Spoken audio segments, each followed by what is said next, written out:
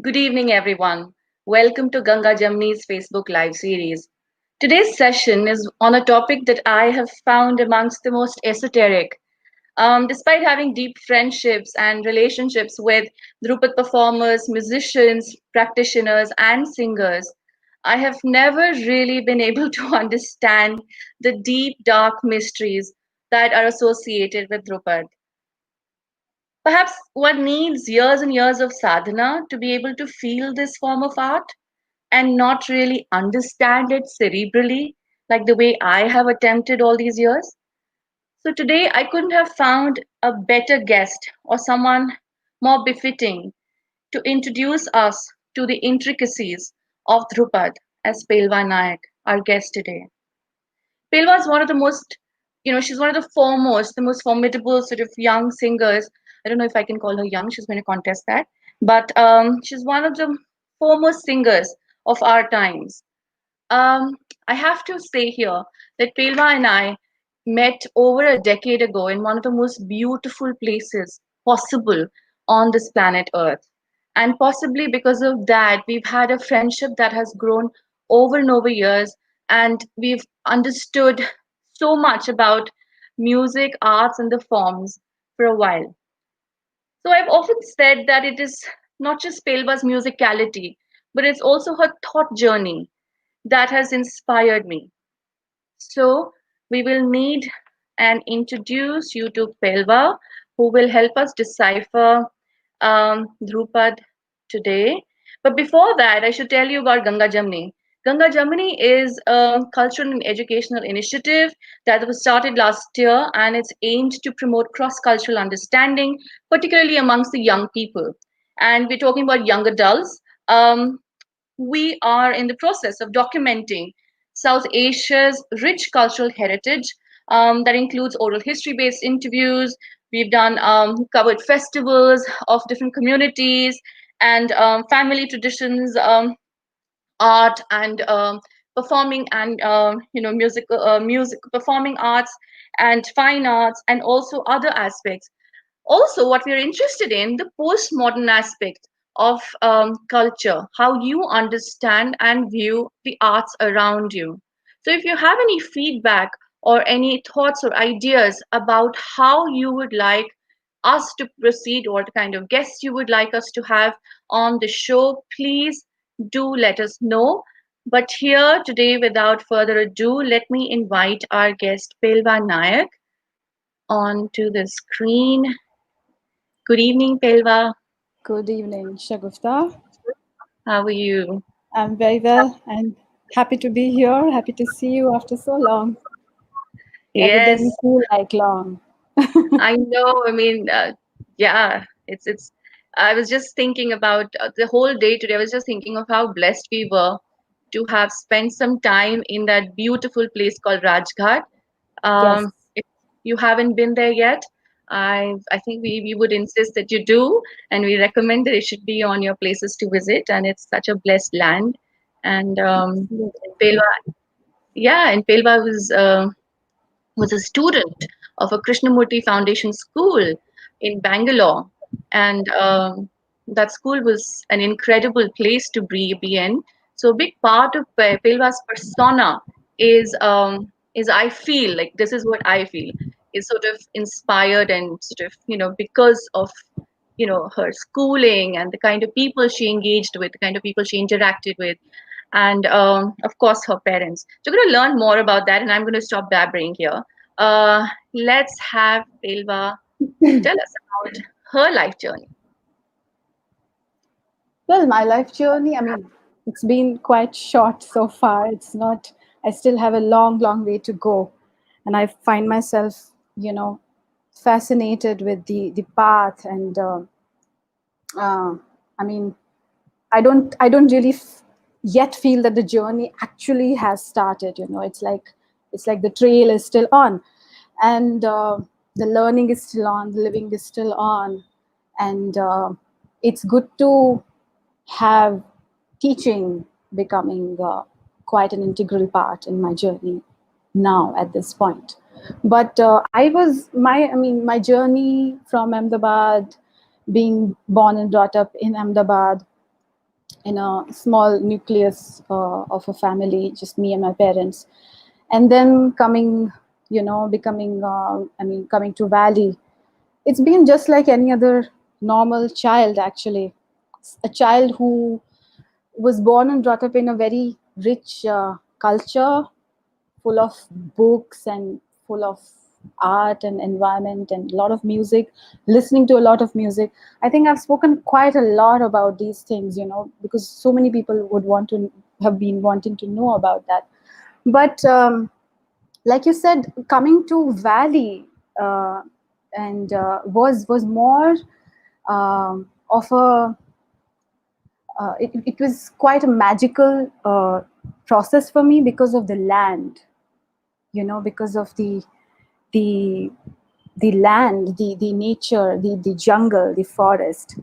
And somehow my upbringing, I can say that, was as rich. It was like, at home, it was like being in a forest of a sort, metaphorically, hypothetically, of books and discussions on art with my father, sitting in the balcony, looking at the neem tree, the one and only tree that was around this very urban, almost center of the city, Ahmedabad city, that our house was located in.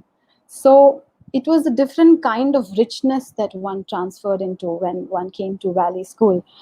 And the vastness of land and the everyday watching of the sunrises and sunsets. And that is something that I've taken back with me. And that is something that I can say that has been part of my journey so far, very integral. One keeps going back to it, even when one is within the alap, or one is, in those moments of discoveries, and the moments of griefs, and the moments of love and happiness.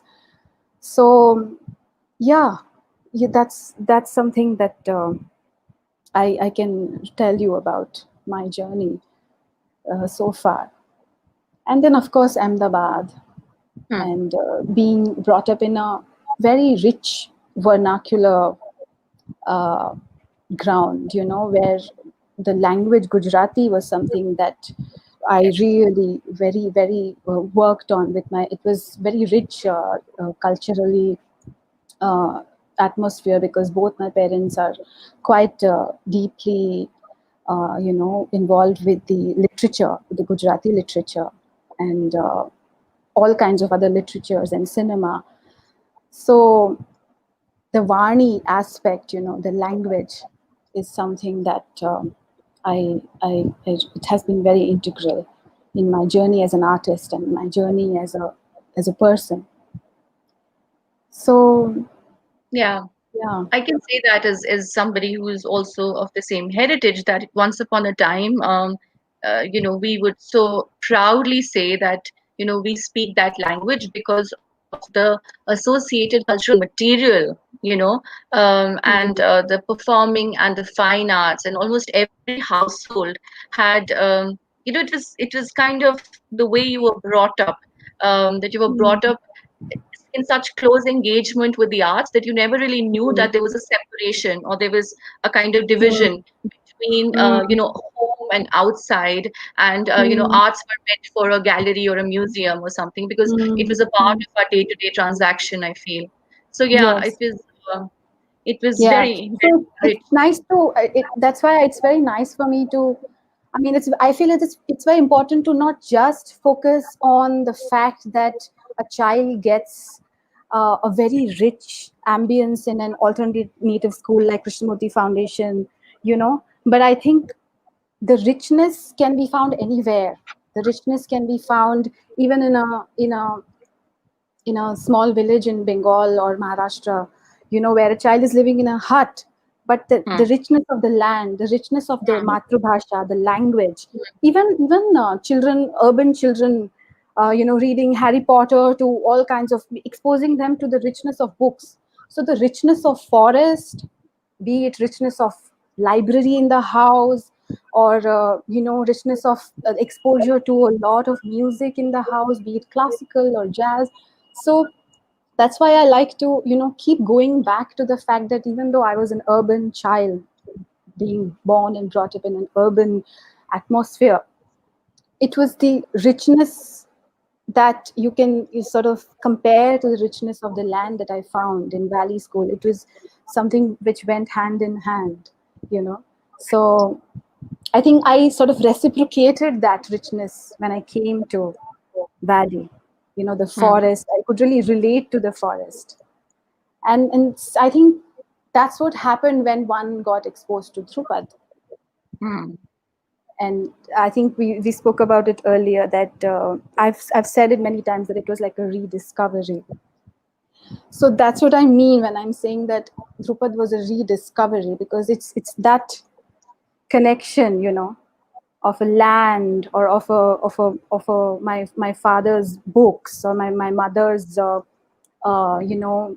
aesthetics, or her cooking, or her ways of self care, you know, or my school teachers back in Sharda Mandir in Ahmedabad, also the simplicity of Hmm. their language, their vernacular expressions, to Valley, the land, the richness of the The philosophy of Sri lushness. Krishnamurti, Yeah. you know, and the vastness of the land, and the love and care of the teachers, and all the complexities that goes on in a community life, to Yes. Gurukul in Hmm. Paraspe, or IIT Mumbai Dhrupad Sansar, which was called Dhrupad Sansar, where Ustad headed, you know, the Gurukul in IIT. So I think it's all coming together of that I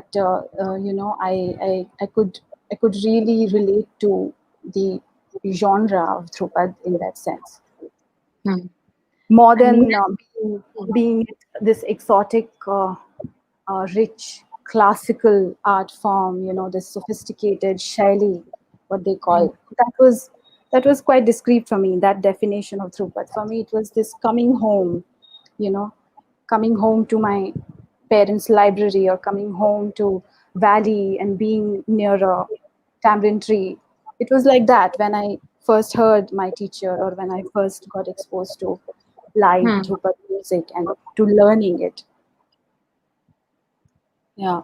I think, Pelva, you've got one aspect in your talk today. I have a sense that we will be touching on the closeness and the relation to nature and Mm, learning from nature. But I think at this stage, because we both have, in different capacities, been associated with Krishnamurti Foundation and schools, I think it's pertinent to point out that. This space, that nurtures us. It was not just our interaction or our sort of dealing with humans there. I think a lot of it we learned by just watching the rhythm of the nature around us. And mm, in so many ways it was very enriching, and it actually empowered you to be able to converse with yourself, I feel. and mm, uh, and reflect and like it resonated deeply. So I feel, mm, yeah, I think that's one of the gifts I feel that you definitely had in your journey, in absolutely. formative years, for sure, and it continues that relationship with the school. Yes, very much, very Well, much. And even, I mean, the I think also the approach to education, you know, where, and that's what I try to imbibe in my own journey as a learning person, because one is constantly learning, and with my student, is that the approach being more of being in harmony with the nature of the form, whether it is the art form, or whether it is, history or culture or math or science, being in harmony with the nature, tapping into the nature of that subject, the matter of that subject, rather than trying to understand it logically, or trying to control it, you yeah. know. So that's something that I constantly, work on, even in the talim of Dhrupad, you know. Hmm. So that's something, it's that's something new that's happening right now. You know, I'm trying to question even the old orders, both of the traditional ways, the paramparic ways, and even the alternative schooling, and schools like Krishnamurti Foundation, both somewhere needs to find that harmony. I mean, we all somewhere need to find that, harmony, where uh, understanding what is the nature of learning, Hmm. what is the, for example, if it is a note, then instead of trying to master the note or trying to control the note, can we tap into the nature of the note, whether it is sa or re or ga? So that method, I think I would not be wrong if I can call it rather feminine ways of learning, Hmm. than saying get it right, whack Hmm. it, get it, Hmm. Hmm. um, by heart it, and things like that. So that's also one process that one is on, that the journey of how to move forward and shed the old, the dated ways, and how to move forward with something new, something more feminine, something more nurturing Yeah. in one's ways of living and teaching and learning. Hmm. Yeah. Hmm. Yeah. This has become a very reflective conversation. So, and I think it's getting on to the right note, dare say. Mhm. So let's begin with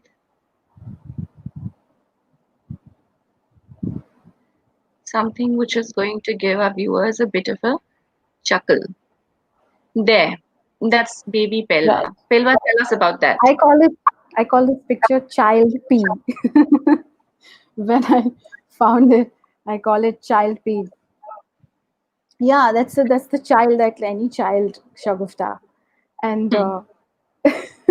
just I think photographs are things that it are better useful when you grow older, so that you try and understand who this person is, who this woman is, who this Hmm. spirit is.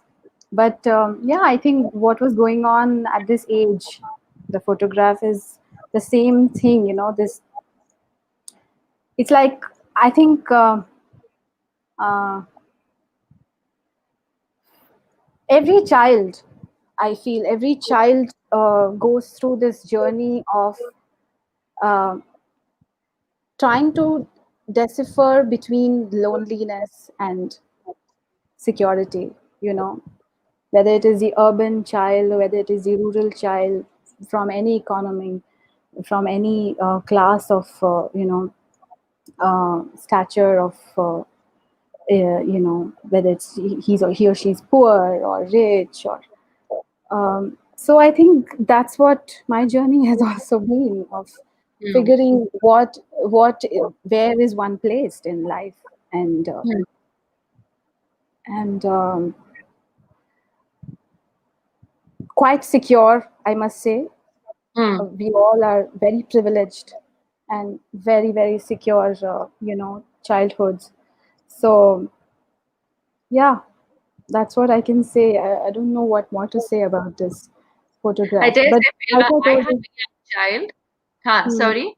Yeah, tell me. So I have a young child, and Yeah. today, just this morning, I was thinking when I was looking at this photograph, I was thinking about her, and I Hmm. thought she's a single child, and she has, so many things that she deals with, but she has her own world, her own sansar of Hmm. imaginary. It's imaginary, but in Hmm. her sansar, she's very secure, and secure not just with the fact that her parents are there, but Yeah. also in her identity. And Hmm. I find that very compelling um, for a single child, because that's the notion, right? That a single child needs Hmm. company and, Hmm. a sibling or things like that. So I feel that um, those are the things that I thought about when I looked at this picture. And I dare Yeah. say she's quite similar to you, how Hmm. you look right now in this image. Hmm. But all this makes me wonder, coming back to the education aspect also, that I think it's time to be real, with our children. That's what I've realized with young people around. And that's one thing that I really thank my parents, that they indeed have been quite real, in terms of relating with me and relating with the younger people around. And that's what I have picked up, and that's what I'm working on, even with my teachers, even when I go to teach kids in Shibumi in Hmm. Bangalore. That it's a completely different time that we are living in, Shavufta, compared to what you and me have gone through in our childhood. Hmm. It's good to be now, begin to talk about, even in terms of arts or music. I think the norms such as discipline, order, uh, what is classical art, what do you mean by folk music, you know why do people dance, or why do I have to learn things? These things need to be really broken down into and questioned, and really being need to be termed in a fresh perspective with the children. And I say with the children because I feel that in the group of adults, it's right now a very complex time, Hmm. to discuss these things. It has its own different level of complexities, but it's beautiful time to work with children, especially in today's time, to work on these norms, like loneliness, and what is expression, what is the need to express something through singing. What is Hmm. singing? Is it expressing, or is it just the act of singing? Is it Hmm. like swimming? Is it like sport? Is it like, you know uh, just being on your own, or is it something that you want to share with a larger group? So Right. things like this, especially also because the technology is such an integral part in young children, like this one, child P. In Hmm. today's time, the child P's of today's time are exposed to so much more than what she must have Yes. been exposed to. So I think it's time to sort of come on an equal level ground with these people, the young people. And that's another thing that I'm learning, very much learning, and trying to navigate my way through. Given me lots of food for thought for Mm, dealing with my own child now. But yes, I mm, completely agree with you when mm, you say that, because they question the purpose and the need to do something and put in that many hours. And I mm, remember I could never even have asked my parents because you yes, did things, right? You just followed certain instructions. mm, Uh, that yes, space was not created in mm, our I don't think we were ever, not because of the lack of curiosity or the lack of independent thinking, but because it mm, wasn't just the milieu that we were brought up in. We didn't right, question our parents or the guru, for instance. We just followed the instructions and the rigor of it. But I think mm, nowadays one needs to explain to a child what mm, really, mm, why they are doing this. And yes, I love the thought about, is it just about singing to yourself? Is, like, and yes, or are they supposed to be like, for example, sports, as you mentioned, competitive sports? Why would you do that? Why would you mm, participate in competitive sports? What is the yes, purpose of it? So, yes. yeah, if Yeah, it's just and about also fitness, I think seeing ways of seeing have changed so much, because yes. I remember seeing my mother read something and speak about it, or seeing my mother dance, or um, with your naked eyes, seeing things. So it's like having one perspective. It's like you were being taken to a shore, for example, and you have this beach, and you have the ocean in front of you, and that vastness of seeing has Hmm. changed now, because now Hmm. that child already knows what the Yes. ocean is, what goes under it, which way you come from, how, from different windows they've already, because of the information. Information. So that entire perspective of ways of seeing has changed.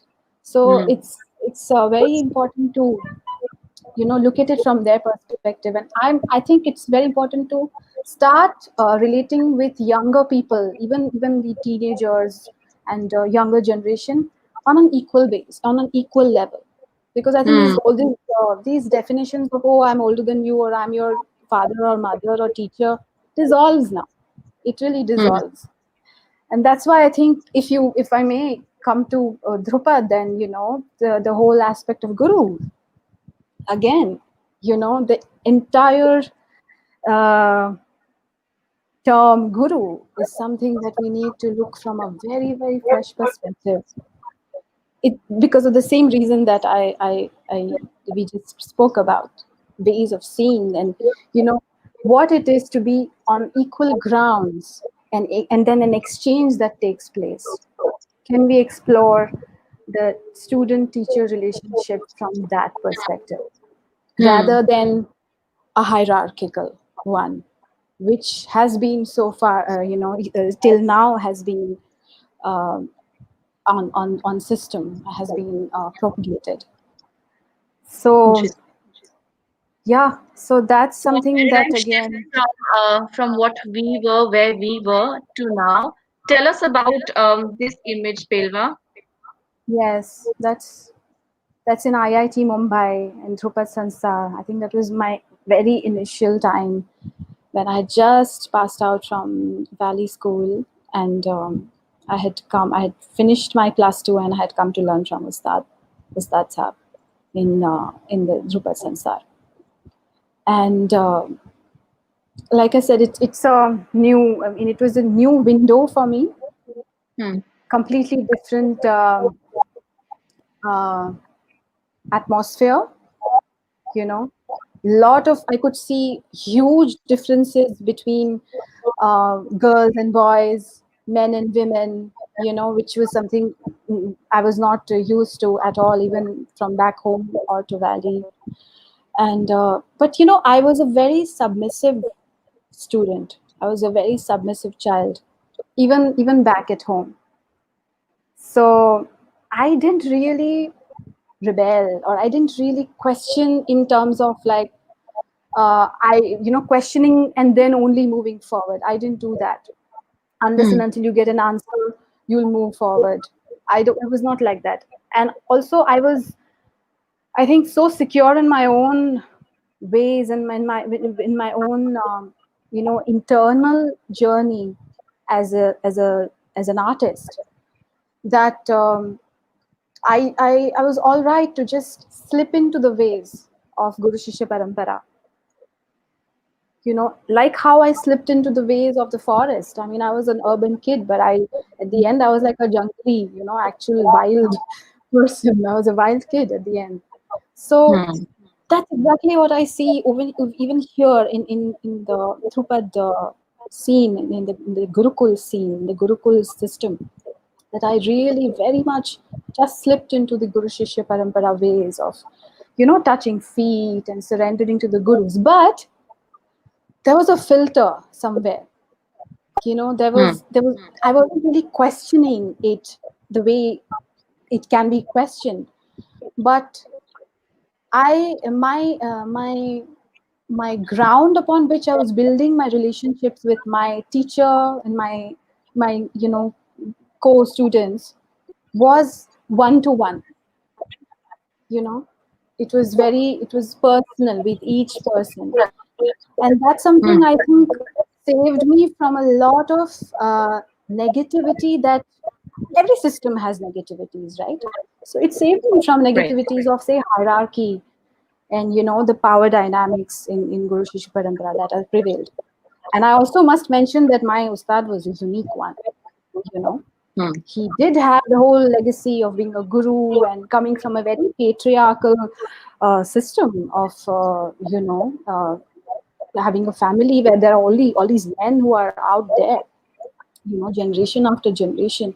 But at the same time, Ustad was unique. He had this feminine quality in him, Hmm. something, a quality, especially when he would sit down and sing, and even in his Hmm. ways. So there was an opening there, and I could really relate to him more as a on equal ground, as a of course, as a child, a young person who relates to an older person, but more of a relationship between a person to person, then you can say a guru and shishya. And I mean, of course, it was a journey, but I think that's how I filtered my way through the, you know, the contrast Hmm. Hmm. between, say, Krishnamurti Foundation, Ahmedabad, and Mumbai Dagar system of learning, Gurukul. So one has come a long way, and there's lots that one has picked up, and so yeah, Tell us that's about what. And your another way was that Ustad. you. Hmm. Yeah, yeah. What So was Ustad, a lot of like I our said, viewers are young. that's They would like to know. that feminine in him, and that's something I keep sharing with even my students. That it was very interesting dynamics between Ustad and us, his younger student. I was the youngest lot. I mean, after me, Hmm. he passed away in 2013. So I was the last 10 years of his life that I was fortunate to be around him, So it was a very interesting dynamics between a teacher and student. Something very ironically, something very similar that Jiddu Krishnamurti tries to, Hmm. seep in to Hmm. his way of talking Hmm. about uh, Hmm. not not really, having this hierarchy, Hmm. not calling Division. guru oneself or anyone. So Hmm. so today, I mean, today, especially after one is going through so many, I mean, every day the world is changing. I really feel that it's time to look at the dynamics of Guru Shishya Parampara from a very, very fresh and very critical perspective. It has some remarkable qualities, to it Hmm. about, I mean, in fact, the system, I feel, may not have started with the dynamics of Hmm. power structure and power hierarchy. It must have started like this because there are, Hmm. we were just discussing the other day, and they used to call it Sina Basina Hmm. system. Sina Basina in, I think, the Urdu Hindi is Hmm. आमने सामने बैठ के सीखना. The Hmm. exchange is on the equal ground, Hmm. you know. So, in fact, my Ustad, I mean, it was when he sat down on the same ground as the student is sitting, and sitting across, and really giving and receiving takes place.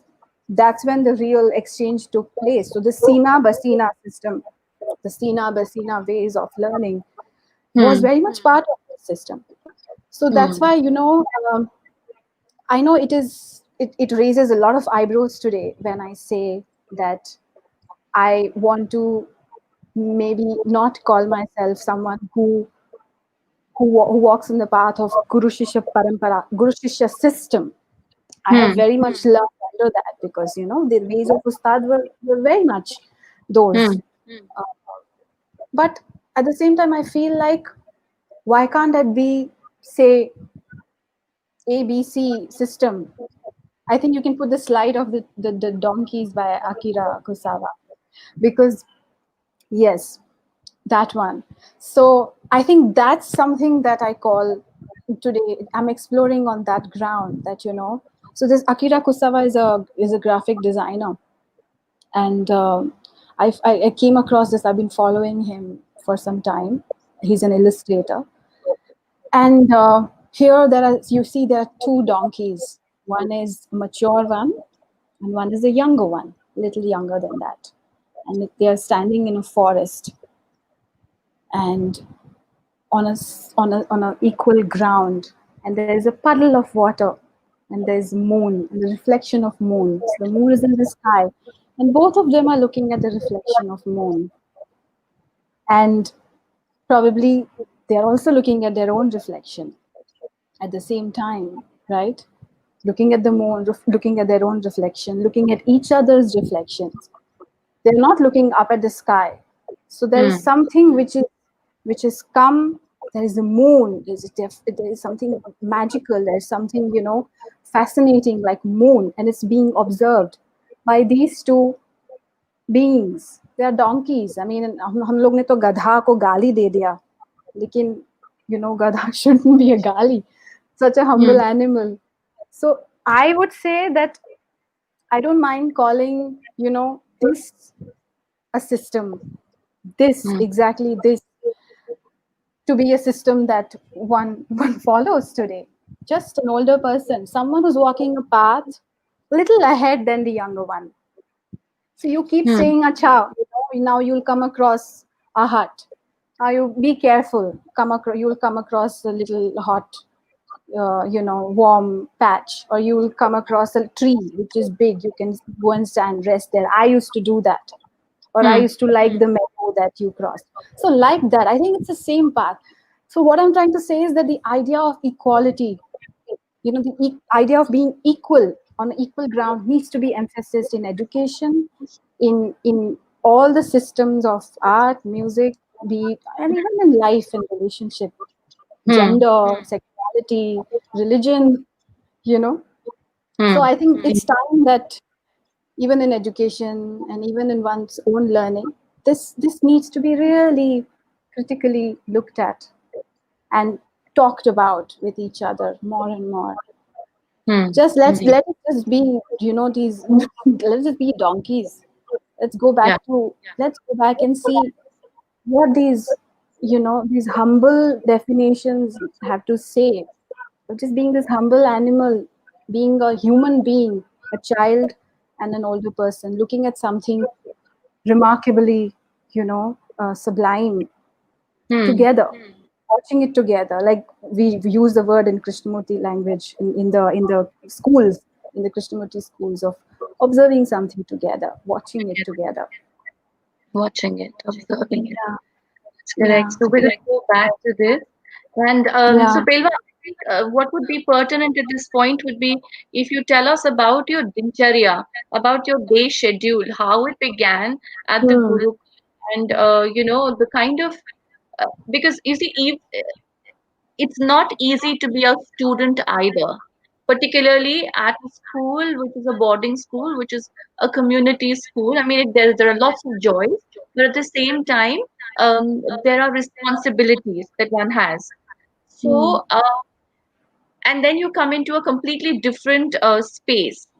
So, what I mean, not just from the physical scheduling of Hmm. getting up in the morning and rigorous riyaz, what were the other demands that you had? And so, please tell us about that milieu. Yeah. So that I think makes one think about the whole idea of discipline, right? But if I talk about my dincharya, the initial part was like, it's like you've discovered this large body of water, and you just jump in and you just want to explore the element.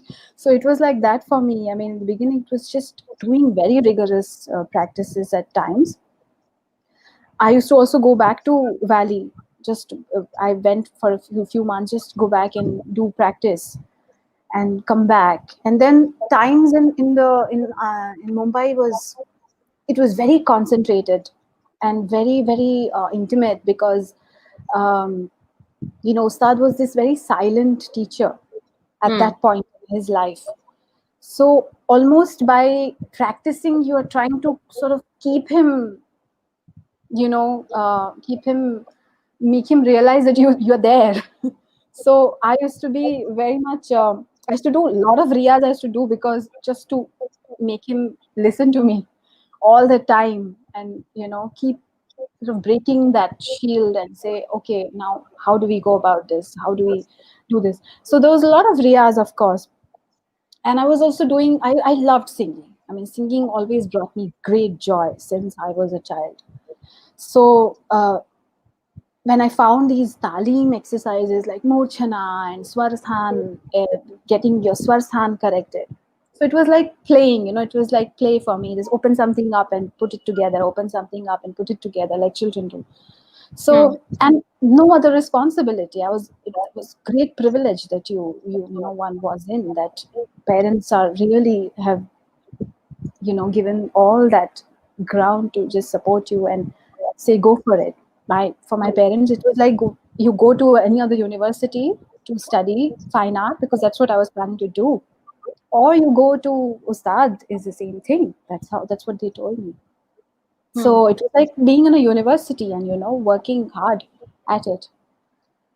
And like I told you, the whole trying to understand the whole sociology of it. But my dinacharya was early morning, Hmm. and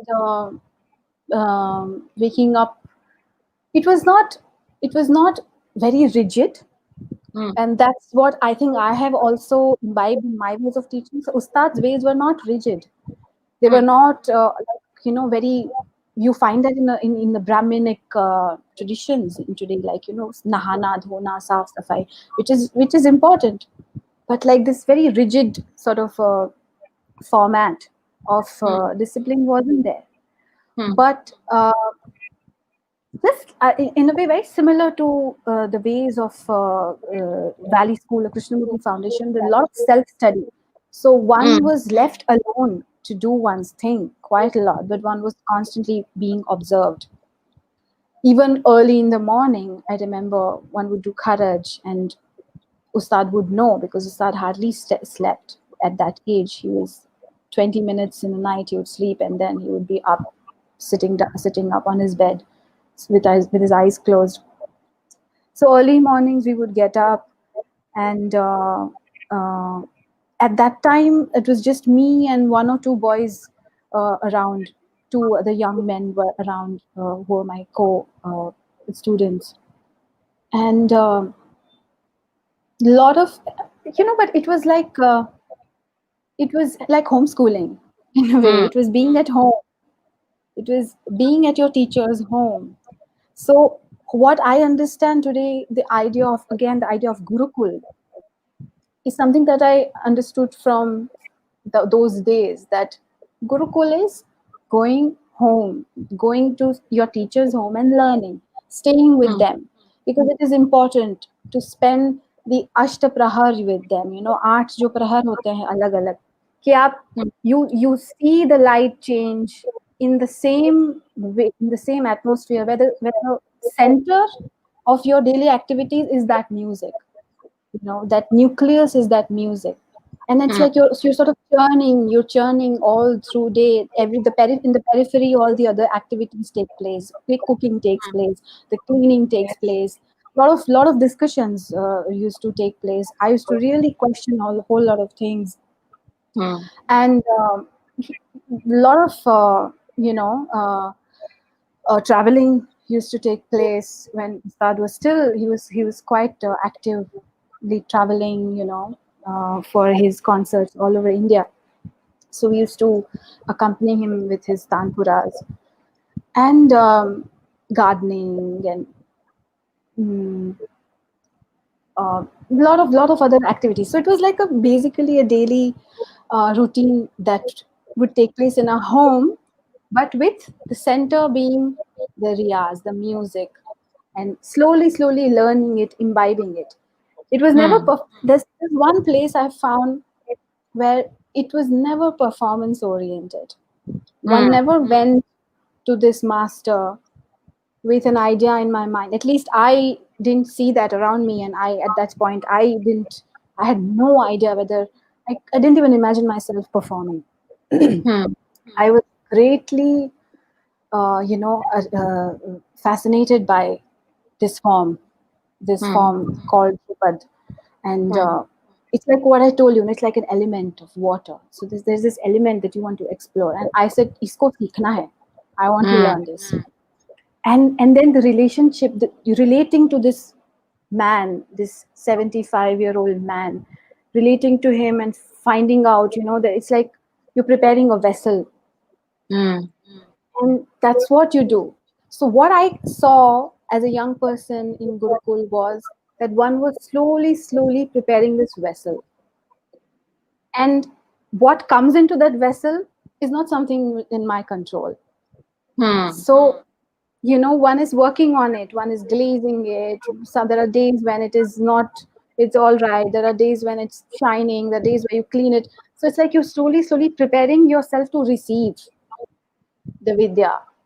And the vidya comes, the teacher is maybe an agent, a source, an instrument through whom the vidya seems to sort of pour into this vessel. But it comes from elsewhere. It comes from Mm. all these little chores of the day, cooking and cleaning and sleeping and waking and talking and relating and laughing and crying and all those things. So that's Yeah. why home, it was home for me. It was coming home for me. Mm. Gurukul was coming home for me. And I think that's what it means. Nothing more than that and nothing less than that. Beautiful. So I don't know if you remember this, Pelva. The little that I know of your Ustad, I remember that he would take cooking to the next level. How he would just celebrate cooking and, Yeah. his like secret recipes and, like the kind of the joyous notes that he would share on even perfumery, itra. And, Yeah. he had anecdotes about it. So I remember how much of this learning happens, as you said, like it just happens organically. You just grow with Yeah. that person. They Yeah. become a part of your Yeah. being. Yeah, and relating, so it was not like there is this particular method that this teacher followed, that Hmm. cooking matlab sabko khana banana sikhana, aisa nahi. I Hmm. picked up the cooking, so I was taught that and I was not taught that, I learned that. I was drawn to it when he would be in the kitchen, and then Hmm. he would then reciprocate and say, "Acha, chalo, let's see what's going on with this, dish or something like that." Also, the idea of measurement, this Yeah. whole thing of praman, that's so significant to, especially to form a gaiki like Dhrupad, where Hmm. you're touching upon these very fine nuances of notes, the shrutis, the finer Hmm. tones. And there are ways to uh, transfer those little things onto the younger person, the artist, who's the student. And Hmm. that it can all not always be just Sina Vasina singing, sitting in the music room with the tanpura. Sometimes it's these other ways of, like for example, the beginning in, the beginning in alap, for example, is na. Okay, so Hmm. there is this measurement of 1.5. And in this one, like for example, like a motif like this, a circle, and a circle doesn't finish, and it sort of moves out, it extends out, so there is an Hmm. opening. So the Hmm. na was like that, and it's like it indicates a beginning in an alap, like an opening, or a Hmm. door is open. Now, Hmm. to understand this measurement and say that 1.5 is something very interesting, it is an idea of imperfection, or 2.5, तो उसको बहुत कैसे समझाएं. So I remember Ustad once just mentioning that, it is like how we, because he would constantly relate to me in terms of cooking. So he said, I was trying the beginning in alap, trying and trying, and he would say that, it's like नमक, जो हमारा नमक का measurement होता है, is one pinch, or one, that little spoon that you use, and Hmm. then half of it, like, so one full mindful pinch of salt, and then one more, like that. And it's Hmm. always like that in cooking, even if it's more quantity, then two pinches, big nice ones, and then one little half, leaving it open to that. And then बोले वो taste जो है वो खिलता है, वो Hmm. निखरता है, then it really opens up the taste. So he said the same like that here. The Hmm. idea of imperfection, the idea of leaving something open to be unfolded more further. So the beginning should be like that, where you are opening it, so a pinch and a more, a little more, so that giving it that space and time to, unfold on its own. So things, little things like this, are possible in these ways. being at home, being Yes. together. So yeah, and gardening also, and just exchanging things about life, talking about life. So in that sense, there's no difference between, say, Jiddu Krishnamurti's way of, you know, uh, learning and Mhm. living, teaching, and this. But there Right? are major differences, which are the sociology, the this whole, all these dynamics of uh, power, and I'm talking generally, in general sense, Right. which are very much part of the the traditional systems of Guru Shishya Parampara. But I think it also depends on a person to person, from where you I come agree. from what conditioning you have. And how one sort of perceives it and takes it in their stride. Now, Pilva, I mean, Hmm. this is something. It's a beautiful chapter, and there's so many nuances and strings that one can move to. But I want to Hmm. move to this space where you're now a performing artist in your own right. Hmm. Shall we play a clipping before this? Uh, Hmm? hmm. Yeah.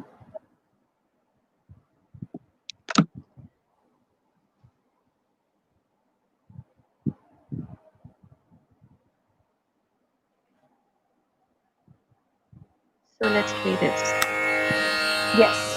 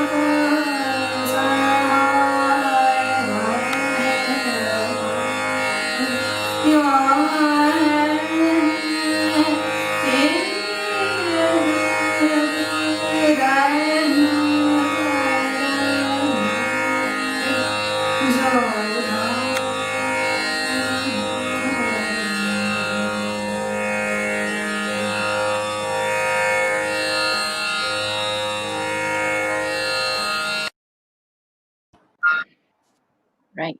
Yeah. This was Purvi, Beautiful. Hmm. a bandish in Purvi. And Tell me what a bandage is, Pilva. so it's a very interesting piece. Um, it's composed in Rag Purvi, and I think it was composed. The poetry was composed during the Bhakti movement, so it's an old piece. It's an old bandish. For those who want to know what bandish, the word bandish comes from bandhana, to put something together, composition, to compose, to put something together, take different ingredients and put it together and weave it together, compose it. So bandhana में से बंदिश शब्द आया. So we call bandish. A composition in a musical format is called bandish. So this Hmm. particular bandish is in Rag Purvi, the poetry composed during the Bhakti movement. And the unique thing about this composition is, if I don't know if you noticed, but it has mention of two names. You know, the two dynamic sant. One was the woman and one was the man. Both Hmm. together is being mentioned in this bandish. One Hmm. was Mirabai and one was Khwaja Moinuddin Chishti of Ajmer. So that's something that intrigued me when I came across this bandish and Hmm. learned it. And the poet is anonymous, Hmm. so we don't know who the poet was. But this was something that it really interested me to explore the aspect of how there has been work done where effort, to sort of break away from this whole mm, idea of worship, the idea of worship in a different manner, honoring a sant, just naming both of them. It was very interesting, especially because of the fact that women were not really mentioned in spaces like this, like a Hmm. composition, especially a bhakti movement, poets. So of course, it's not my expertise, about the history of bhakti movement compositions or anything, but this is something that really intrigued me, and I like to sing.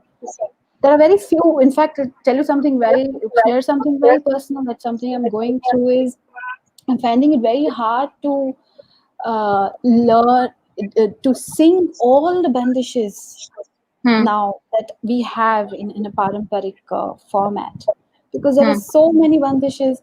Like for example, when it talks about how the, even in Viraha, for example, it talks about this very helpless woman, and Hmm. I don't feel that at this point. There are Hmm. helpless. I mean, one feels helpless in so many other Yes. ways, but it doesn't reciprocate my emotions as an artist or as a woman or as a Dhrupad musician when I'm singing certain bandishes. So that's also something that is going on right now. That how do I see in from a fresh window? How do I look at these bandishes, and how do I reset them and represent them in a newer light, especially when it comes to gender, when it comes to sexuality. For example, I'm teaching this bandish to one of my students. It's in Jaunpuri, which I have learned from Ustad, Hmm. which is A Sakhi Savana Ayo. So it talks about, it's a beautiful bandish. And it talks about Birha Agama Mope, Kalana Parata, Bina Pyare. Hmm? Hmm.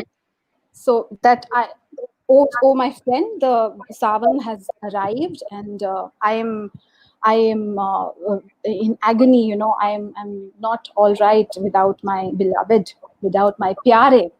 And I said, wait, why can't we have gender neutral Yes. bandishes? Yes. If a woman is singing, why does she always have to sing for a man?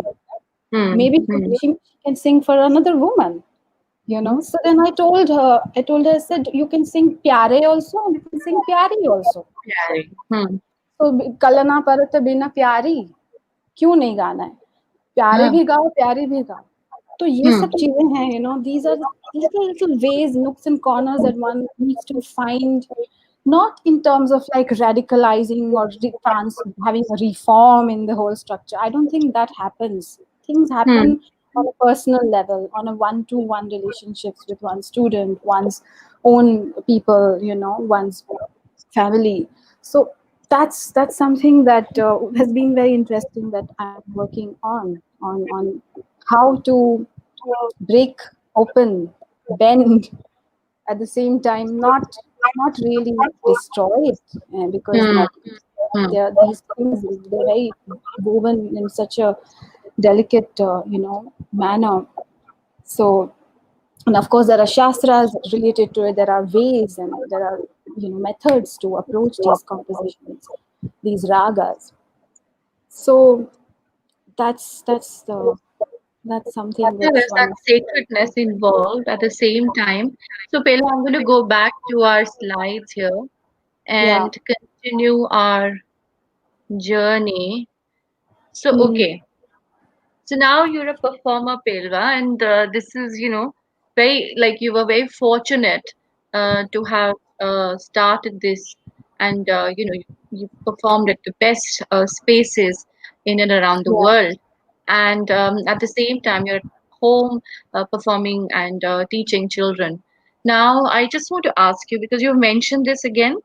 Now, now that you've reached this space, as a public performer and you're sort of exploring your music and sort of looking at the repertoire, re-looking at that repertoire, does it still feel like it's a rediscovery, which we started our discussion with, that you Hmm. feel that it's a rediscovery of sorts?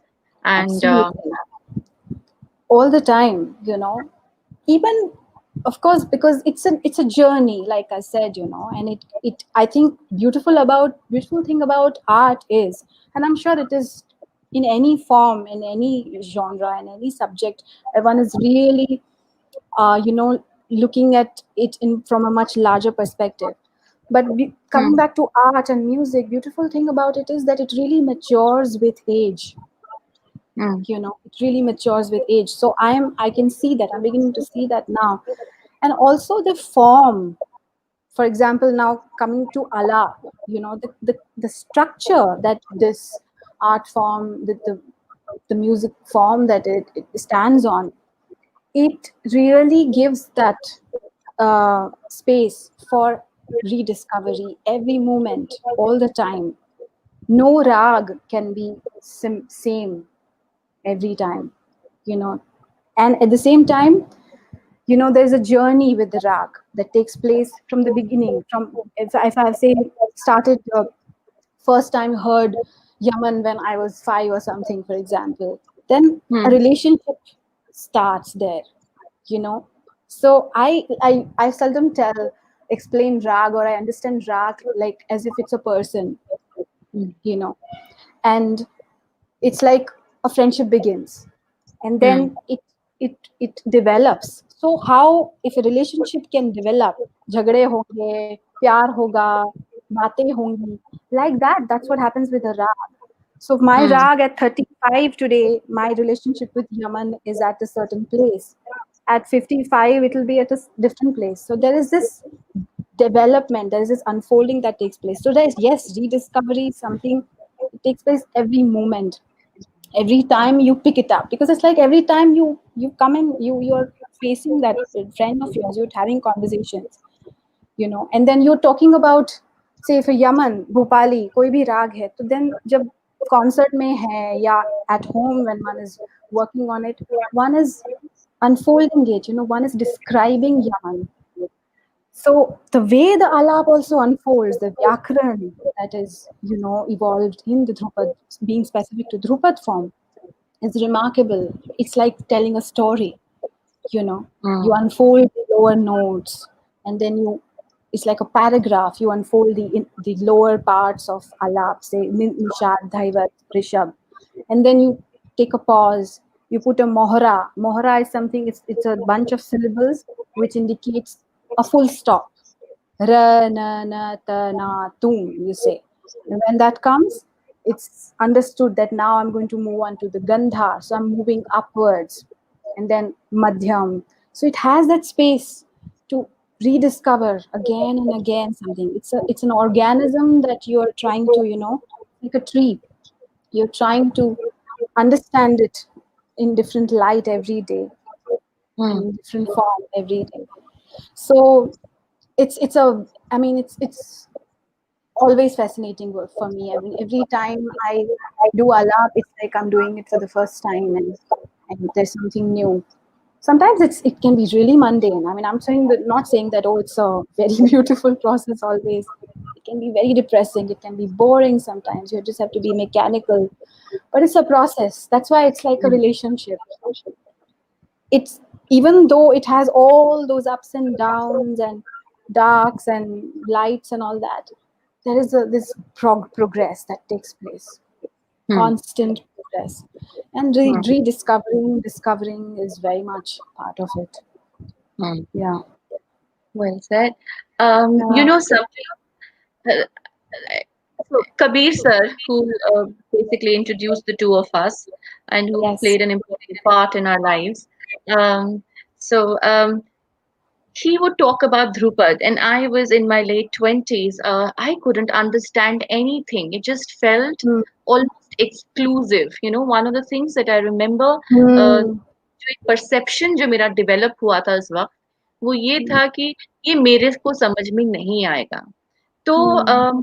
थोड़ा अगर कोई young person है जो सीखना चाहता है ध्रुपद, या Hmm. तो एक कोई भय है, एक काइंड ऑफ एक वॉल है, एक kind of this, Hmm.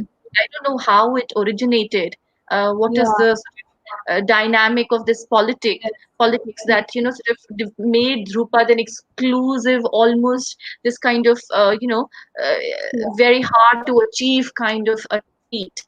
So can you help us understand that? Yeah. I myself have been trying to understand this, and I know what you're saying when you're saying that something that you feel that is not, it's too discreet, you can't, touch upon it. It's like a high up there.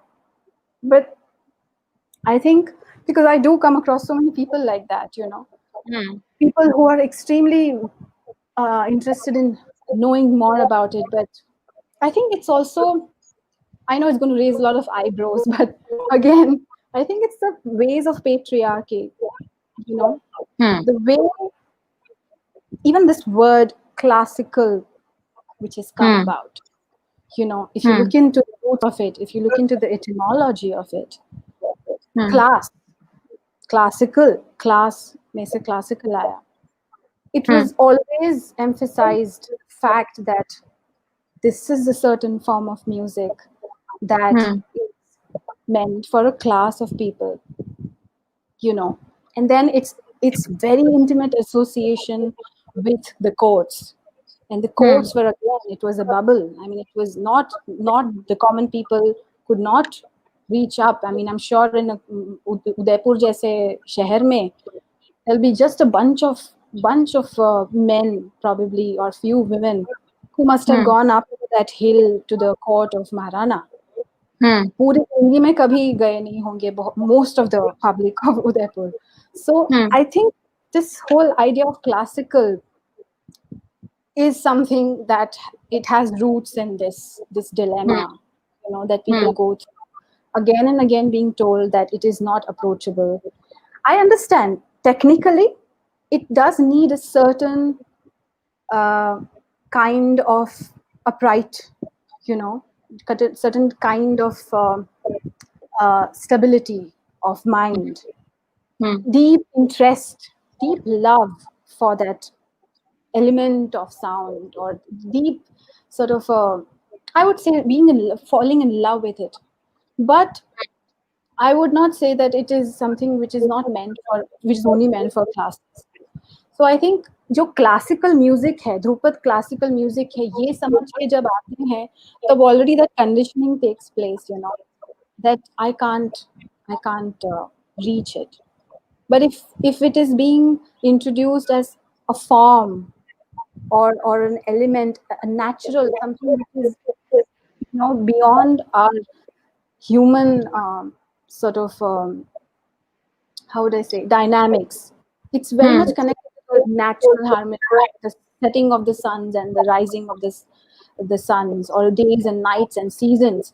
तो उस तरह से अगर उसको देखा जाए, तो forms like this, say Dhrupad or Thumri or Tapa or anything, they are very much meant for anyone who is sensitive to the Hmm. cycles of nature, to, this intimacy of human life, and the intimacy with nature, and the intimacy, and the need to express uh, something, not just by speaking, but also by singing or Hmm. playing, you Hmm. know making art. So I think uh, that the whole conditioning has taken place because of that, and also the whole rigorous training that goes behind it, you know, and the patriarchy, of course, that Yeah. having, you know, women not being part of it, and certain class of people not included, certain religious uh, dynamics taking place, you know, that upper class, lower class, all that is, ये सब बहुत हुआ है, तो इसकी Hmm. वजह से वो अभी भी है. So I think, and never be, and you cannot question them, because Hmm. mostly you don't know, you know, you have to just take it as it is being given. So that again, I think all these elements have been quite instrument in having, you know, having this image about it, that it is untouchable, it is too far away, it's unapproachable. Okay. So, Pelva, I want to So ask you. I mean, you've referred to this. You referred to Tappa and of course Tumri and mm, Dadra. But ये जो एक ध्रुपद में तुमने जो word use किया hierarchy, मैं उसी mm, को एक तरह से दोबारा देखना चाहती हूँ. जो एक हायरार्की है, उसमें mm, देखा जाए तो लोग कहते हैं कि ये एक लेवल पर है. फिर उसके बाद ध्रुपद तो सबसे ऊपर है. सो वो सर्वोपरि है और उसको आप छू नहीं सकते. इट्स ऑलमोस्ट लाइक आप रिचर्ड फाइनमैन है कि आप एकदम मतलब आप समझ नहीं पाएंगे, ये इतना ज्यादा डिफिकल्ट फॉर्म है. सो mm, इसके पीछे क्या ये एक किस्म का was it like a process, or was it a kind of a way to maintain a certain kind of exclusivity of a mm, class, of a gender, or of a mm, kind of lineage? Do you feel that mm, was the purpose, or is it genuinely mm. tougher, or is it genuinely more rigorous or demanding than, let's say, something like khayal? I think it's both. I think it's both put together. Yes, there definitely there are these dynamics of, you know, classism and protecting lineage from one can also understand, because, you know, it's like a tribe. Hmm. There's like how it was in the tribal society, that something is being passed on from one generation to the other, from the father to the son, Hmm. and it's like apni kheti, you Hmm. know, apna apna khet, and Hmm. how you want to protect it. So that, and of course it does come from the root of fear, I think. These are, I mean, these are my views, I'm also trying to understand, but yes, what you said, it does come from that need to protect. At the Hmm. same time, um, uh, see, again, it was also, uh, the patrons were so few, you Hmm. know.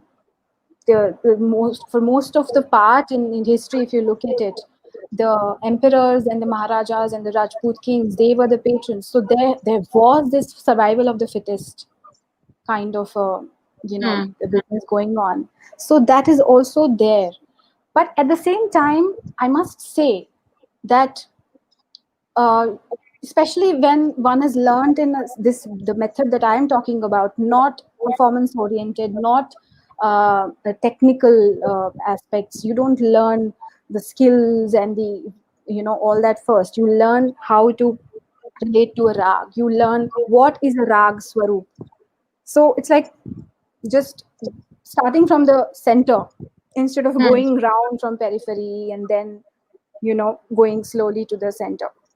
So this approach, which is there in Dhrupad, which I find um, is something that has made it, you know, it has given it that hierarchy, that place of a higher place, and Hmm. it does require a different way of Hmm. um, approaching it, different way of practicing it, different way of life. It Hmm. does need that. But then I won't say, I mean, look at Tumri, look at Hmm. other forms. They all Hmm. have that, you know, they all have, you all have to grill, you know. Look at Begum, look at Siddheshwari Devis, and the Purbi young gharanas, or the Punjab Hmm. Hmm. gharanas, or, I mean, I would say even the bowls or even Yes. the folk traditions, you know. Hmm. So Hmm. that's like coming back again to this whole idea of classical. You know, it needs Hmm. to be really looked at from a different point of view. But I would say classical इसलिए बोलते हैं, forget about the word classical, but say if someone asks me that, okay, decipher the difference between a folk and Hmm. a Dhrupad alap, then I Hmm. would say that there's freedom in both. There's अच्छा. immense freedom. There's this vast landscape which you really explore in both. But their their ways are different. Here we have a rag, you know, and it's like I remember Ustad explaining once that it's like if you have a canvas, you know, and you can make as many lines in it. It's up to you. You know, you can fill it up with so many lines, but then that limit of canvas is going to remain. Hmm. You know, that you have the boundaries, you Hmm. have the borders, and within it, so it's the discipline. I think the discipline is different in both forms, and once you enter that discipline, then there's immense amount of freedom. So I think दोनों के तरीके, दोनों के walk, their gaits, then उनकी जो चाल है, चलन है, वो अलग है. Also cultural differences कि Hmm. इनको, you know, geographical differences, cultural differences, Hmm. religions, भाषा, language. तो उसकी वजह से और उनकी influence की वजह से this hierarchy has been, you know, very evidently formed. It's embedded और almost. Yeah. मुझे नहीं लगता कि there is a, you know, any difference between any genre. आखिर में क्या Hmm. है? Jazz music हो या western classical music हो या Japanese instrument हो या, you know, something like Dhrupad. आखिर में तो it's just you are externalizing the inner expression, the authentic expression, and every person has a different vehicle and different ways of doing that, doing expressing that. So they सब समान है. मुझे नहीं Hmm. लगता कि कुछ अलग है. And ultimately हम तो forms की बात कर रहे हैं. Person to Hmm. person is going to be different, right? Hmm. The Drupad that I'm going to sing is going to be different. The Drupad the Ustad sang was different. Drupad is tomorrow my student sings is going to be different. और बाकी के जो भी लोग अपने अपनी तरह से अपना अपना vehicle चला रहे हैं. तो Hmm. उसमें तो ये बातें मेरे ख्याल से नहीं आती कि कौन सा you know ऊपर है कौन सा नीचे है. These are Hmm. just vessels. These are just vessels. Hmm. Hmm.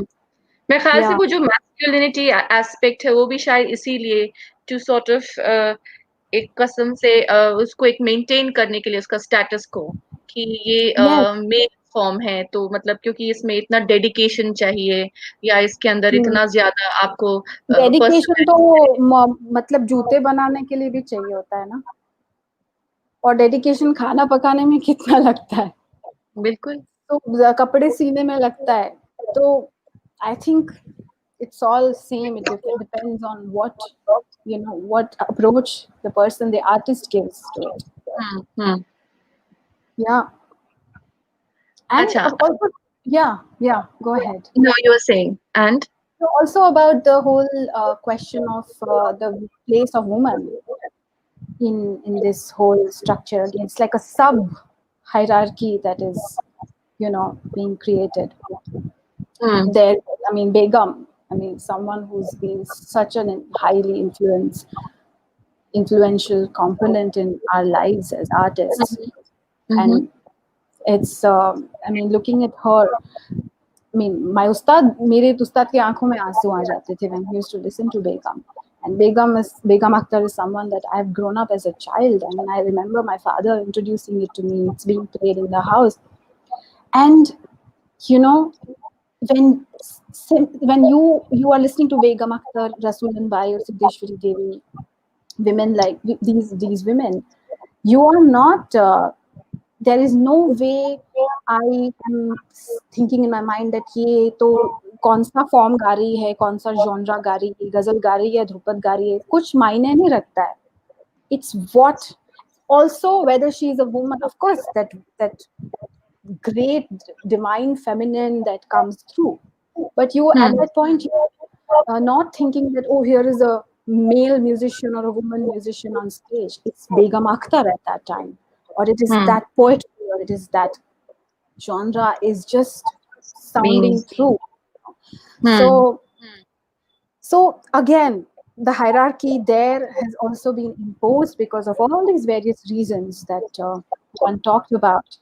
Also having, for example, Dagar Gharana, not, I've heard that there have been some remarkable, the ladies, almost all ladies have been remarkable musicians and singers and Yes. players. But it's always been said ki nahi, they were not put out there on the stage. And of course reasons were given. The male gaze was one of the reason, and that there's the certain class of women who are out there who also have to be part of the not so nice ways like prostitution and being a courtesan, all that. But what I question is that why that that system was never questioned. Why was there this great great divide created between the courtesan or the baijis and the हमारे घर की अच्छे घर की लड़कियां? Hmm. This Hmm. divide was created to secure the fact that there are different hierarchies of women. There are women who come from certain class who can be out there on stage, and then there are Hmm. women who come from the acha gharanas, uncha gharanas, who don't sit out there. The reason Hmm. was given that, oh, zamindar class aate hain, the male gaze is different. But why wasn't the male gaze questioned? It Hmm. was so much accepted fact, when Ustad said कि हमारे घर में किसी ने बाहर his nani from his nana's side, Umrao, and all these, they were veena players, Bandi Ali Khan Saab's two Yes. daughters were both veena players. They were, Hmm. I mean, they were professional veena players, but they didn't choose to come out on stage. So Hmm. the reason given are questionable. That, why not the system, the zamindari system, and this whole system of objectifying was not questioned, and why the this divide between the baijis and the अच्छे घराने की औरतें was kept so intact. So Hmm. all those things, and that remains even today. But today we are living, I think, in multiple uh, times and multiple Hmm. centuries at the same time. So you Hmm. and me can talk today on a public forum like this. So that's something which is different now, and it has brings us some hope. Hmm. Yeah, I'm going but to go back to this one slide. yes. I love this because it just resonates when you were talking about how this relationship between Yaman and you as a Hmm. singer, as a learner, has been. And of course, there's been an age-old tradition of miniature paintings where there's a visual representation and a depiction to a particular rag Hmm. that has been sort of done. Hmm. But I want to ask you this question, Pilba, for somebody who's an uninitiated person like me, for instance, or someone who wants to learn music, how would you decode a structure, let's say an hour-long performance? Hmm. How do you, so for example, let's say like somebody is asking you, how do you understand? So if you could just tell us Hmm. from the beginning of the alap to how you Yeah. conclude the piece, and what are the Hmm. nuances that one can, so in a very sort of basic manner, because I'm afraid I Yes. don't have that level yet. No, there's no level there. I tell you, it's like again going back to it's exploration of sound and a swaroop. That's how I've Hmm. understood so far what alap Hmm. is all about. You Hmm. know, the medium here is the subtle breath, not the vocal cords. The vocal cord is the instrument, and your medium. So I tell my younger children that if you're given a canvas and if you're given a brush and if you're given ink or paint, then the brush is your vocal cords, it's your instrument, जिससे आप painting करोगे, जिससे आप ink से Hmm. चित्र बनाओगे. And the medium, the ink, the paint is the breath. it's the subtle breath.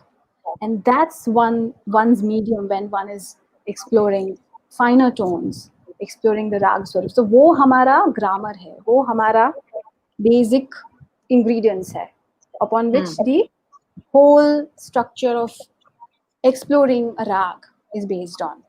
Now, what is rag? Like I told you, it's like I look at it like a person, because rag is an entity. Rag, in a simple manner, it's a it's a set of notes, right? Yaman is different, Bhupali is different. There are variety of ragas, like there are variety of people. Each one of them have their own character, you know. Like each one of us have a character. We're made of a certain, we have a history, and we have colors, and we have different skin colors, we have different voices, we have different emotions. तो राग भी उतना ही dense बना हुआ है. It's a very Hmm. dense entity. And by unfolding an alap, one is bringing it to life. That's how I Hmm. understand it. One is bringing this entity, which is made of sound. Like Ustad used to say, alap is like hawa mein gaat. Alap is like knots in the air, because we are exploring the element of sound here. So, Rag Swarup, the entity, the character of that raga. So I'm exploring Yaman, then I begin describing it and unfolding it. So I begin with the Mandra Saptak. Mandra Saptak is the lower octave. Then you move upwards to the Madhya Saptak, which is the middle octave. And then you end ultimately to the higher octave, the Tar Saptak. And in the slow tempo, specifically in Dhrupad, the Vilambit Alap is a hallmark, especially of the Dagarwani school. And you begin to describe this entity. You begin to describe your intimate exploration, your understanding of Yaman, for example. तो बस वही है, उसको unfold करो. लेकिन we have a grammar, we have certain language, the syllables used, a ra na te ri ra na, these are abstract syllables. I mean, talking about abstract is another different subject that one can really explore into, because abstract is not just something scattered, but it is very sophisticated and very well defined organism of form and formlessness.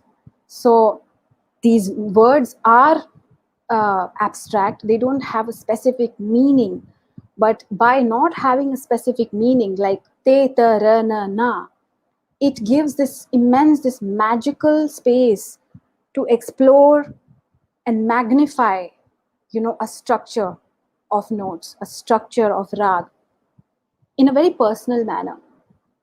So alap, that's how it unfolds. It's almost like in a very in the old ways, they would say that it's like invoking something which is out there, but you tap into it and you bring it to life. So pehle to, I mean, they would talk about, say, a devi, or a Miriam, or a Miriam Ma, or a devi who is an entity. तो उसको पैर से लेके ऊपर तक you are describing it. And by describing it again and again and again in details, you are bringing it to life. You're invoking it. You are seeking its presence. So that's what I think takes place in Alap. That's what takes place when one is, exploring the Raga Swarup. And uh, then the tempo comes in. You go into the middle tempo, which is called jod. So alap, jod, jhala, ये तीन शब्द इस्तेमाल किए जाते हैं to explain the three stages of alap in Dhrupad. First, it's a vilambit alap, which is a slow tempo rendering and slow unfolding of the rag. Then comes the middle tempo, which is jod. It is called jod. Actually, jod is the language, it's the vocabulary of the instrument, because jodhana, jod ang, means when vilambit is joined with the faster tempo, the crescendo. That's when the jod takes place. So you are joining the tempo. So jod, which happens in the middle tempo, and it has its own um, flavor to it. It has its own, ambience to it when you're exploring the middle tempo. And then you have the crescendo, the faster version of the jhala, where the same syllables are used, they're broken, they're joined together, and they're used in a faster tempo. So that's alap jod jhala. And the grammar, it's something that's such a remarkable structure of grammar that has evolved through generations and generations. So I feel very proud, Shagufta, to say that I think, which I believe, is that the form, the Vyakaran form of Dhrupad, the Dagarwani style specifically, that we are singing today. I mean, I'm saying we. I'm singing. I'm trying to, I'm still learning and trying to evolve it. But what we find today, what we see, what I have imbibed from my master, is I think the finest. Not, it's like, a scientist talking about a certain discovery that must have taken place hundreds of years ago, and then how today the links of it, the stream of it has brought us to to a point where we have discovered so many more things from that I think we have reached the finest, probably the finest grain of it. So अभी जो इस समय में जो आलाप हम देख सकते हैं, गा सकते हैं, एक्सप्लोर कर सकते हैं, is I think it's in a finest form, because one can see it has really evolved. The grammar, especially in the past 5 generations, has really been worked upon. A lot of research has gone into the grammar of how you break down these syllables. A, ra, na, te, ri, ra, na, री ना र न ए र न न, तो ये उसको कैसे जोड़े, इसको कैसे, एक पूरी भाषा इसमें से बनी है. The language is evolved in it, and it's like any other language, how it refines itself because of various influences, because of people, instrumental in it, because of the single person's own research, and then all kinds of influences and social influences and political influences and everything, person's own history and emotions going into it. So pure, and I think that's what parampara is called. That's what tradition means. That it it is constantly changing. It's constantly cultivating something which is, it's like, that's why I keep giving the example of land, cultivating something. That's what culture is, and that's the culture of Dhrupad grammar, that it keeps growing and then it keeps evolving, and then every person in the generation brings a new dimension to it. So that's why I think the more it grows and in a more sensitive manner, with each generation, with each person being part of this lineage and being part of this, path, it keeps evolving. So that's grammar in Dhrupad, Alap, Jod, Jhala, and then the composition takes place, where we talked about the bandish, where the percussion comes in and the pakhavaj, joins in. And we have different tals, and we have dhamar. Dhamar style is very different. It is part of the Dhrupad style, but dhamar is based on the 14 beat tal. So initially the dhamar was a tal originally. And then because the 14 beat tal structure and a composition in it was, it gave a very different sort of entirely different structure to it, that it became a style, especially because it was sung in a very slow tempo, the dhamar. A lot of poems on Hori was made specifically in dhamar, because it had that almost like a slow motion like ambience and flavor to it when it was sung. So dhamar की शैली इसमें include हुई. So पेलवा that कुछ elaborate कर concise. सकते हैं कुछ example से इलस्ट्रेट कर सकते हो? Dhamar or Dhrupad, you mean? हाँ, मतलब I just think, tell us थोड़ा सा, just by the way of listening, we can sort of yeah. decide. So I think you don't usually sing fast tempos. I mean, especially in this school, the fast tempo dhamar is not really practiced. So, you have longer mean. There's something called a mean, where from one note to the other note you go, and there is this long stretch of breath that takes place, showing all the finer tones. So that's something that was quite it was like a very evident feature of dhamar. So for example, you have I have it one sec. I'll have tanpura. I'll just demonstrate in short what can be a dhamar, especially in the dagar style.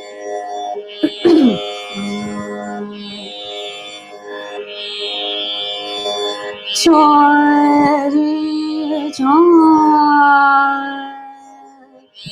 re ma ha o ma o ma sa na mo kha क्यों ना खेलो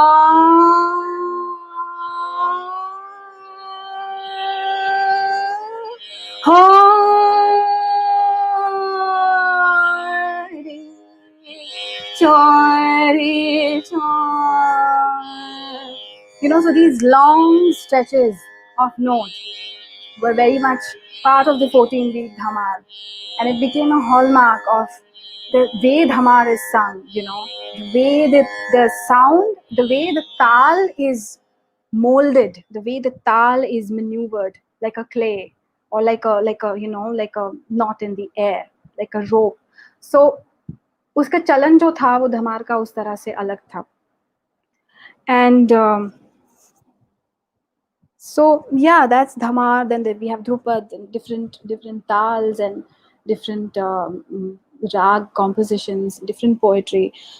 Coming to poetry, it's been very fascinating because I would say that instead of calling it Indian classical art music form, it's apt to call something like Dhrupad as a musical form, which is originated in a South Asian subcontinent. It belongs to the South Asian subcontinent, because if you look at some of the old compositions, you have Sindhavi, you have Farsi, Braj Bhasha. Of course, that's very famous. The whole blend of Farsi, Braj Bhasha coming together in a composition. We have Punjabi language, mixed with a certain Deccani words. There are, of course, the Bhakti movement had certain Hindi coming in, like then the blend of saying Parana Puram Pir, Payo hai Pir Purana Parama. So certain Sanskrit words and a certain modern, the Brij Bhasha. So blend of these cultures, inter exchanging in the form of poetry. You find that in the Dhrupad form. So I would say that it is a genre that finds its roots and origin in not just the Indian, the Indian country, I mean the Indian continent, but also the larger, from Afghanistan to Indonesia to down Sri Lanka and up. And then it has somehow settled in this central part called the north of India.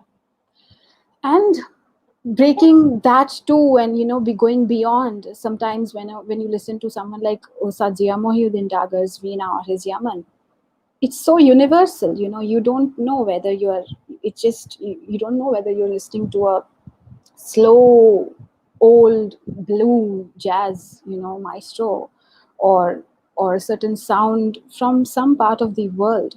So it has that universal, almost timeless aspect also to it. And at the same time, that Indianness, that South Asian uh, cultural flavor to it as well.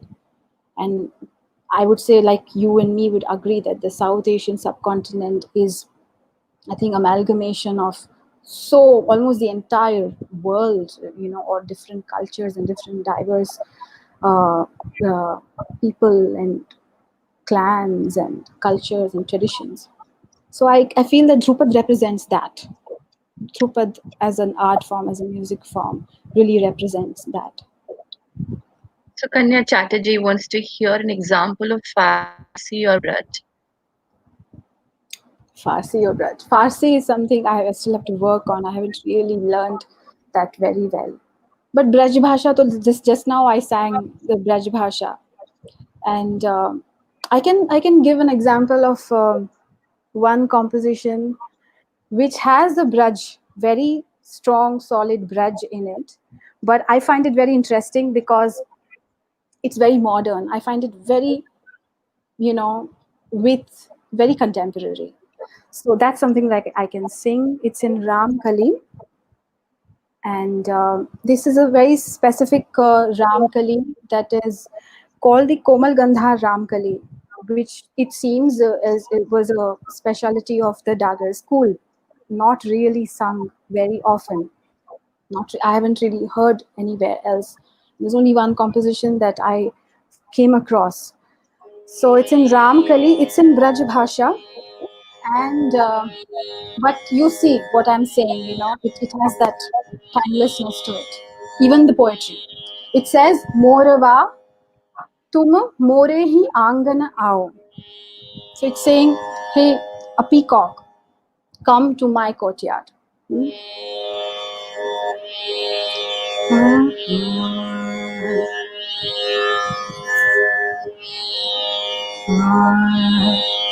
Mora va tu more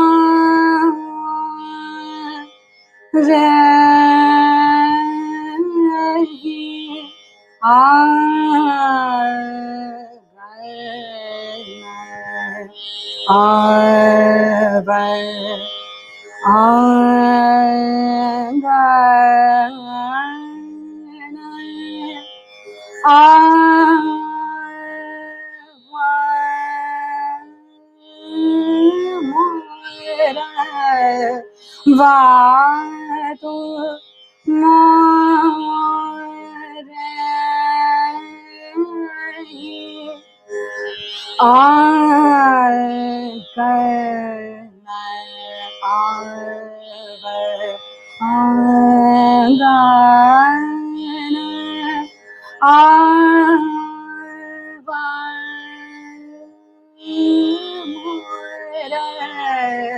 Va मोती यन को तो है चारा दूंगी मोरे हिया वे ही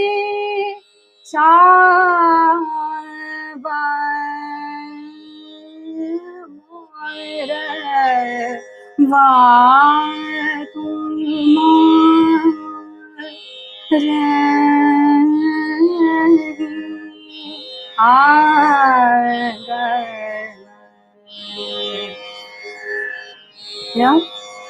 So this was Ramkali, something that I still have to work so much on, the rag and the bandish. So I personally am looking at this, Shagufta. I'm looking at the modern, the contemporary, the timeless aspect of a genre like Dhrupad because it has that possibility so much more than just following the tradition. Of course, the tradition is the path, but it has all these possibilities in it. I have a So, question, Deepa. I mean, we at some point in time, because if it's an ancient art form, if it's an ancient, sort of form of expression, then obviously at some point in time in the Middle Ages, in the medieval period, or late medieval period, early modern period, there would have been, and then as you all also yourself are making amendments, changes as you sort of flow in the Hmm. journey of a form. Why is it that we are not sort of seeing modern compositions, Hmm. more kind Hmm. of, let's say, for example, you mentioned about the global sort of appeal, and you compared, Ustad to, let's say, a jazz artist. Hmm. Hmm. Hmm. So I was wondering if, a real play poetry, for instance, or could Yes. be sort of, fused with Hmm. this. And why Hmm. are we hesitant? And in like Yes. sort of how is it that we create these divisions? Hmm. Yeah, I that's very that's something that I've also been questioning and working on myself, and I find I'm not still very clear about it. Why not?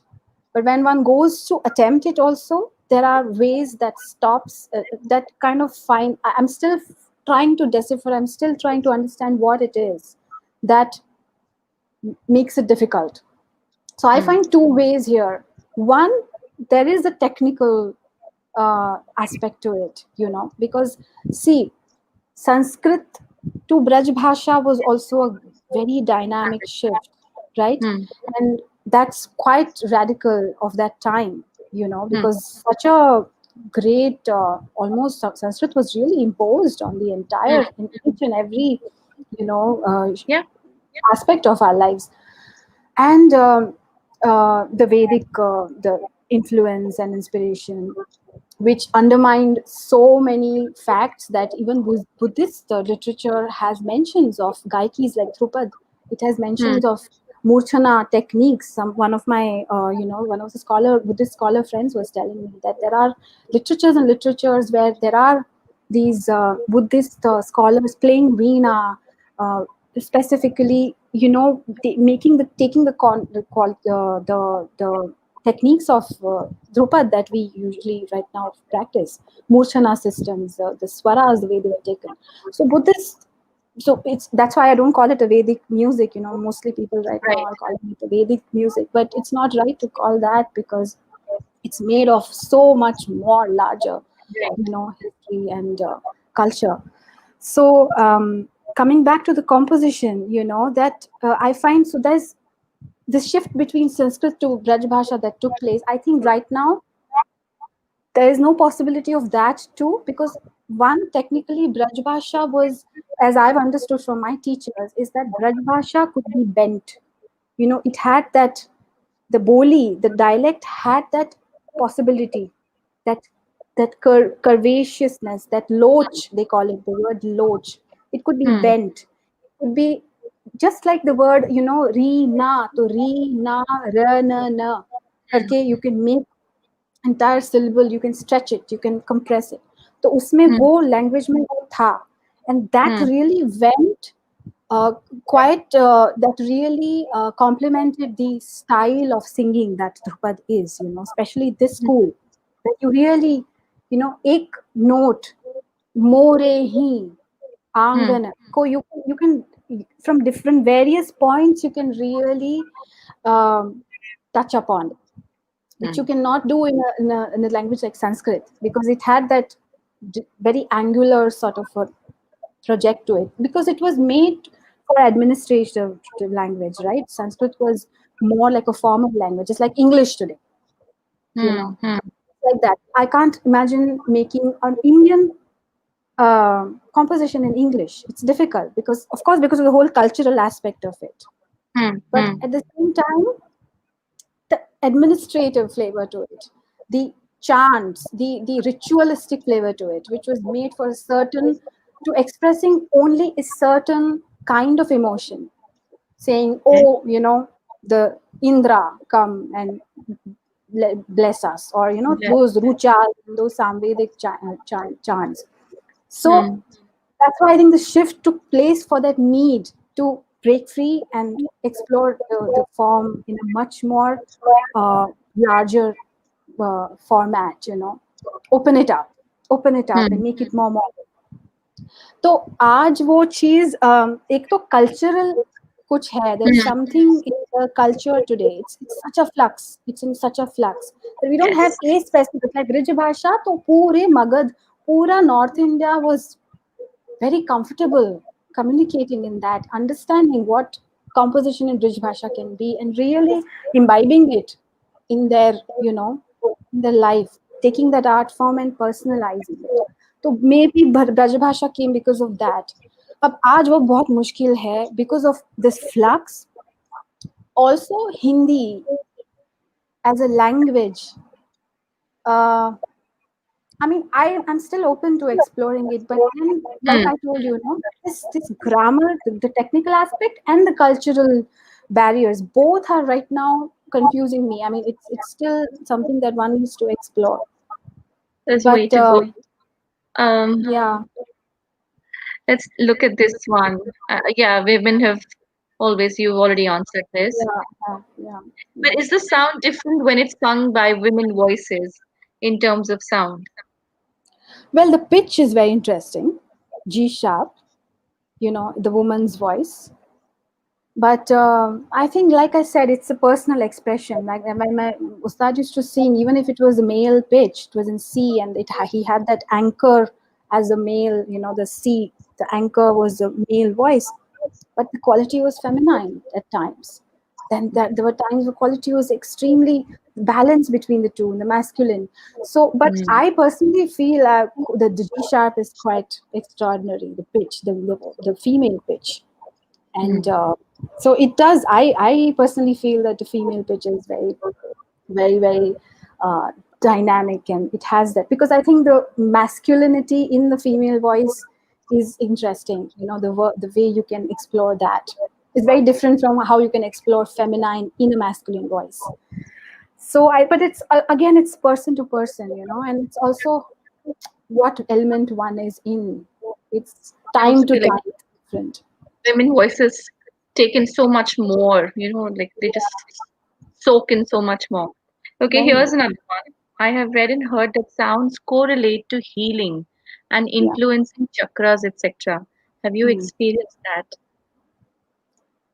I cannot really put my finger to that and say that yes, I have chakras, and I mean I am aware of chakras, but like this I can explain it in such a way I explain to my students, you know, that because mostly people talk about nad yoga and all that, Mm, talking about chakras. So I say, look, yes, you can call this yoga, you can, and what is yoga? What is nad? What is chakras? What is yoga? Yoga is a state of being, and mm, I look at it in this way that it is a science, and we are walking on the path of art. हम जो है वो कला कर रहे हैं, तो mm, दोनों they both go hand in hand, but they're mm, both parallel lines, they both path walking on parallel hand in hand with each other. So I can say that the exploration and sound, the way the finesse, you know, that we are exploring here in the different syllables and alap, and going into the inner nature of this rag, the swarup, and the note.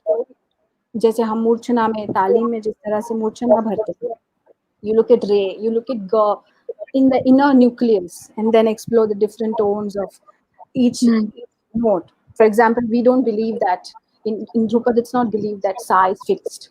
Sa has mm, different shades. Re is not mm, fixed, different shades. So, ये सब exploration through the vehicle of breath, the subtle breath, the pran, is done. So yes, it is a yoga of a sort. It is a nad yoga because nad means sound, mm, using sound as a vehicle to explore this. तो चक्रास की बात होती है, लेकिन interestingly my ustad, the way he explained this was that हम use नहीं करेंगे ये vocabulary चक्रा, हम mm, नाद बार बार यूज नहीं करेंगे. लेट्स से नाभि स्थान, मतलब mm, the navel and उसके आसपास का जो एरिया है वहां से एक there can be a sound which can originate, or let's say कंठ, कंठ स्थान, mm, or let's say हृदय स्थान, और मस्तक, you know, or nasika sthan, these areas of bodies which you be mindful of, Be Hmm. you give intention to those areas and see whether how the subtle breath is moving, and you explore in your riyas. So yes, that whole grammar is the same, but I won't say that I've experienced chakras or I've experienced, but I wonder, it's one's medium, the subtle breath working with the pran. I think that's definitely at play, and there's a certain unison one feels, Hmm. even one experiences that as a listener, sitting in the audience. So I'm Yeah. sure the singer goes through that, and it of course is different. So here's another question: if someone was experiencing deeply troubled mind and heart, mental Mhm. anguish and illness, what would you sing to them? I think one would sing what one would feel by Hmm. being with them. First of all, I think it's very important to relate. So no medium can be used as a just a separate, like a medicine. It Hmm. can be, but ultimately it is something. Even medicine cannot be used as an external body. You have to understand what it is. You have to Right. really be at home with it. So if you ask me this question, I would say that if I'm sitting with someone who's in agony or who's going through difficult time, and if that person wants me to first of all sing, then I will sing. Otherwise, I will just talk or just hold the hands or just give some tea or Right. something, you know. So that's one thing. But then if I'm really to sing, then I'll sing what I feel, Hmm. or what And that yeah, person that right wants. moment And in yeah, but time. yeah, and it can be used as it can be explored, the ragas and the swarups, it can be explored as, because they do have the originally they are related to elements, like Right. rag meg is the ancestor rag, because we follow the jati system. So we have Hmm. these six ancestor rags which are related to the elements. So rag Hmm. meg is water, Hmm. deepak is fire, shri Fire. the earth, Hmm. and Vindol, the wind. तो फिर उसमें से उनकी रागिनी बनी, and then they have their children and they have their Hmm. ragaputras and putravadhus and all. So element is the main essence from which the whole idea of rag has emerged from. So, and we are all made of those elements. So definitely it's going to it's going to affect, a person in any state of mind. Hmm. अच्छा पहलवा अभी जो ये classification है जैसे कि हम लोग जैसे अभी राग रागिनी की क्लासिफिकेशन है सीजनल है या फिर दिन के वक्त के हिसाब से हैं Mm. ये क्या वाटर टाइट का अभी भी डू यू फील देम और do you feel that this is kind of एक परंपरा है या ये पारंपरिक है but when you as a singer और as somebody who understands this and feels it, do you feel that it does make sense to sing Bhairavi early in the morning, for instance? Yeah, it's a very good question, because it's both. Again, I would say that first of all, because we are built of the same, say, geographical, you know, we are all state, resided in the same, say, India, कि जहाँ पे बसंत होती है या सावन होता है, and the season changes, you feel that. So I can understand that the rags were structured in that way, that there's that the time in between the autumn time that you sing the certain rag. So I do feel, especially when one is more nearer to the nature, one does feel that there's this dryness in the Mosam, so it feels like Bageshri. It does. Hmm. But then I also believe that it's again very personal, also very, very personal. For example, timing. I remember learning Tilak Kamod from Hmm. Ustad. Tilak Kamod is a night raga, but I learned for almost quite a long time in the mornings after Kharaj, sit down with Murchana and subah subah, breakfast se pehle. So whenever now I sit down and sing, try to sing, or if I listen to someone or think of Tilak Kamod, it's morning for me, Hmm. you know. So it's that also. But then it's also good to understand that when the whole Shastra was constructed, it must have been constructed from the same Hmm. personal, geographical influences, cultural influences, the festivals, all that mixed with these personal dimensions. Hmm. So but I also believe that temperature से भी काफी, क्योंकि सुबह के जो राग होते हैं वो कोमल ऋषभ, सो सुबह Hmm. का टेम्परेचर जिस हिसाब से होता है उस हिसाब से जो तार होते हैं इंस्ट्रूमेंट के, तानपुरे के, वो ऊपर चढ़ते हैं. If you see, Ah. if you leave an instrument in the night and it gets cool Hmm. in the night, then Right. सुबह Hmm. में तार चढ़ जाता है. तो maybe because Hmm. of that we have komal rays, चढ़े हुए rays in the morning ragas. So things Hmm. like that. It has Hmm. everything put together. But Hmm. I think personal dimension is something which needs to be really highlighted, because you can't just कि परंपरा में इसको ये राग को यही समय पे गाते हैं तो यही समय पे गाना है, या you know it needs to be explored, it needs to be explored in a different manner, कि personally क्या है आपको लगता है. लेकिन doing all that, I mean, I've tried doing all that, and then still I find myself, saying कि नहीं ये when it's say winter, it doesn't feel like Bhim Palas. Like Bhim Palas गाने का मन नहीं होता है, मेघ गाने का मन नहीं होता है. Hmm. Hmm. That maybe we are conditioned. I don't know. Maybe we are Hmm. conditioned. Maybe someone sitting in Japan would want to sing Bhim Palas in peak of snow or something Hmm. like that. Or दिन कोई desert में रेगिस्तान में बैठ के कोई मेघ गा रहा है. Yeah, Hmm. you never know. So I Hmm. think it needs to be opened up, definitely, Hmm. and not say कि हाँ ये यही ऐसे ऐसे ही करना है. Hmm. Yeah. So, Pelva, you've actually touched upon so many aspects of, what our topic today is really, and Mm. you've mentioned about, learning. For instance, we've discussed Mm. what Yeah. learning is, and you've lived that form, and you've taught this singing.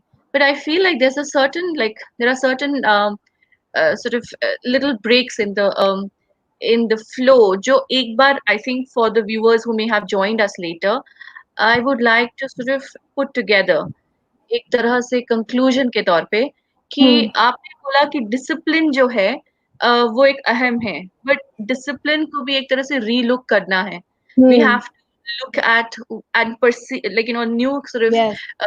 paradigm shift has to be made for not just the way you look at a kind of subject matter but also Hmm. discipline and you Yes. touched upon the relationship between the teacher and the learner as well. Hmm.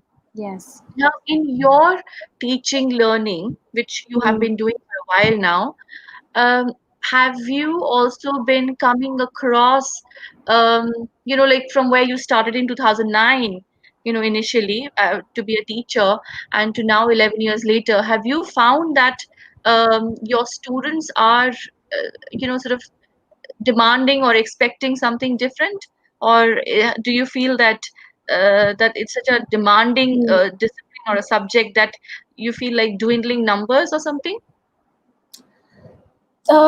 In this increase, there is increase. There is an increase for sure. There is no dwindling of numbers. People who wants to approach and learn, that has increased Hmm. everywhere I see. It's also because of the internet, for Hmm. sure, because the reach, and also young people. The nice, interesting thing about it is that now young people have found their own bubble where they can go and figure out, okay, here is a Dhrupad musician, here is how Dhrupad is, ye aise gaya jata hai, here is Korean pop. One of my friends daughter is so fascinated with Korean pop, and I don't think she must have, I don't think I would have come across it that Right. time. Maybe I would have Hmm. been singing Korean pop, who knows. So Hmm. इनका, no one is there to tell them कि जाओ ये उस्ताद है उनके पास जाके तुम्हें ध्रुपद सीखना है. Hmm. Or Hmm. some grandfathers told some girl that, oh beta jao and go to this Carnatic musician, this maestro, and Hmm. you have to learn because it's part of our culture. तो वो सब टूट गया. They are sitting alone in their room listening to a Dhrupad performance. So that has made them the choice to choose Hmm. exactly what they want to choose, Hmm. exactly what they want to learn. So Hmm. decision making is now in these young people's hands. So that is a huge difference, and that's why a lot of people are coming and a lot of people are approaching. Hmm. But personally, my dynamics with my students, I see more and more becoming, one to one, like this. more like a sina basina, more like a dialogue, you know, Hmm. a more exploration of it together, you know, like those two donkeys, I would say, looking at the moon in a puddle. One Hmm. donkey is a little older and the other is younger. I think that I find myself going there more and more than, you know, becoming a guru or something. And I think I tell you, it's much more complex, but it's much more interesting. It's Hmm. much more exciting Exciting. today for me. Yeah, yeah. Mhm. But then, of course, the medium of sort of learning and so much has changed the way you learned at the Gurukul, and now Yes. people are learning. Of course, it's opened more and avenues, and it's Mm, opened mm, up more space for interest and all. But at the same mm, time, that nuances, I mm, often question that. I'm sure a lot of parents think about that too. That वो एक जो तरीका था जो आप सीखते थे पास में बैठ करके mm, बहुत साल पर साल सीखते थे और mm, अब ये इंटरनेट पे सीख रहे हैं या वेबिनार जो भी ऑनलाइन सीख रहे हैं वो mm. एक उसमें कुछ फर्क है do you feel that at the end of it do you feel a difference in all these years of training?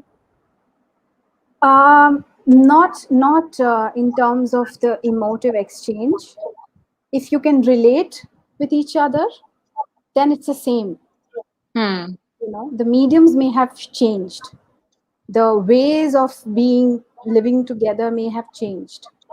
But I find my student able to relate to me the way I related to my ustad, you know, or Hmm. the way I related to Kabir uncle for that matter.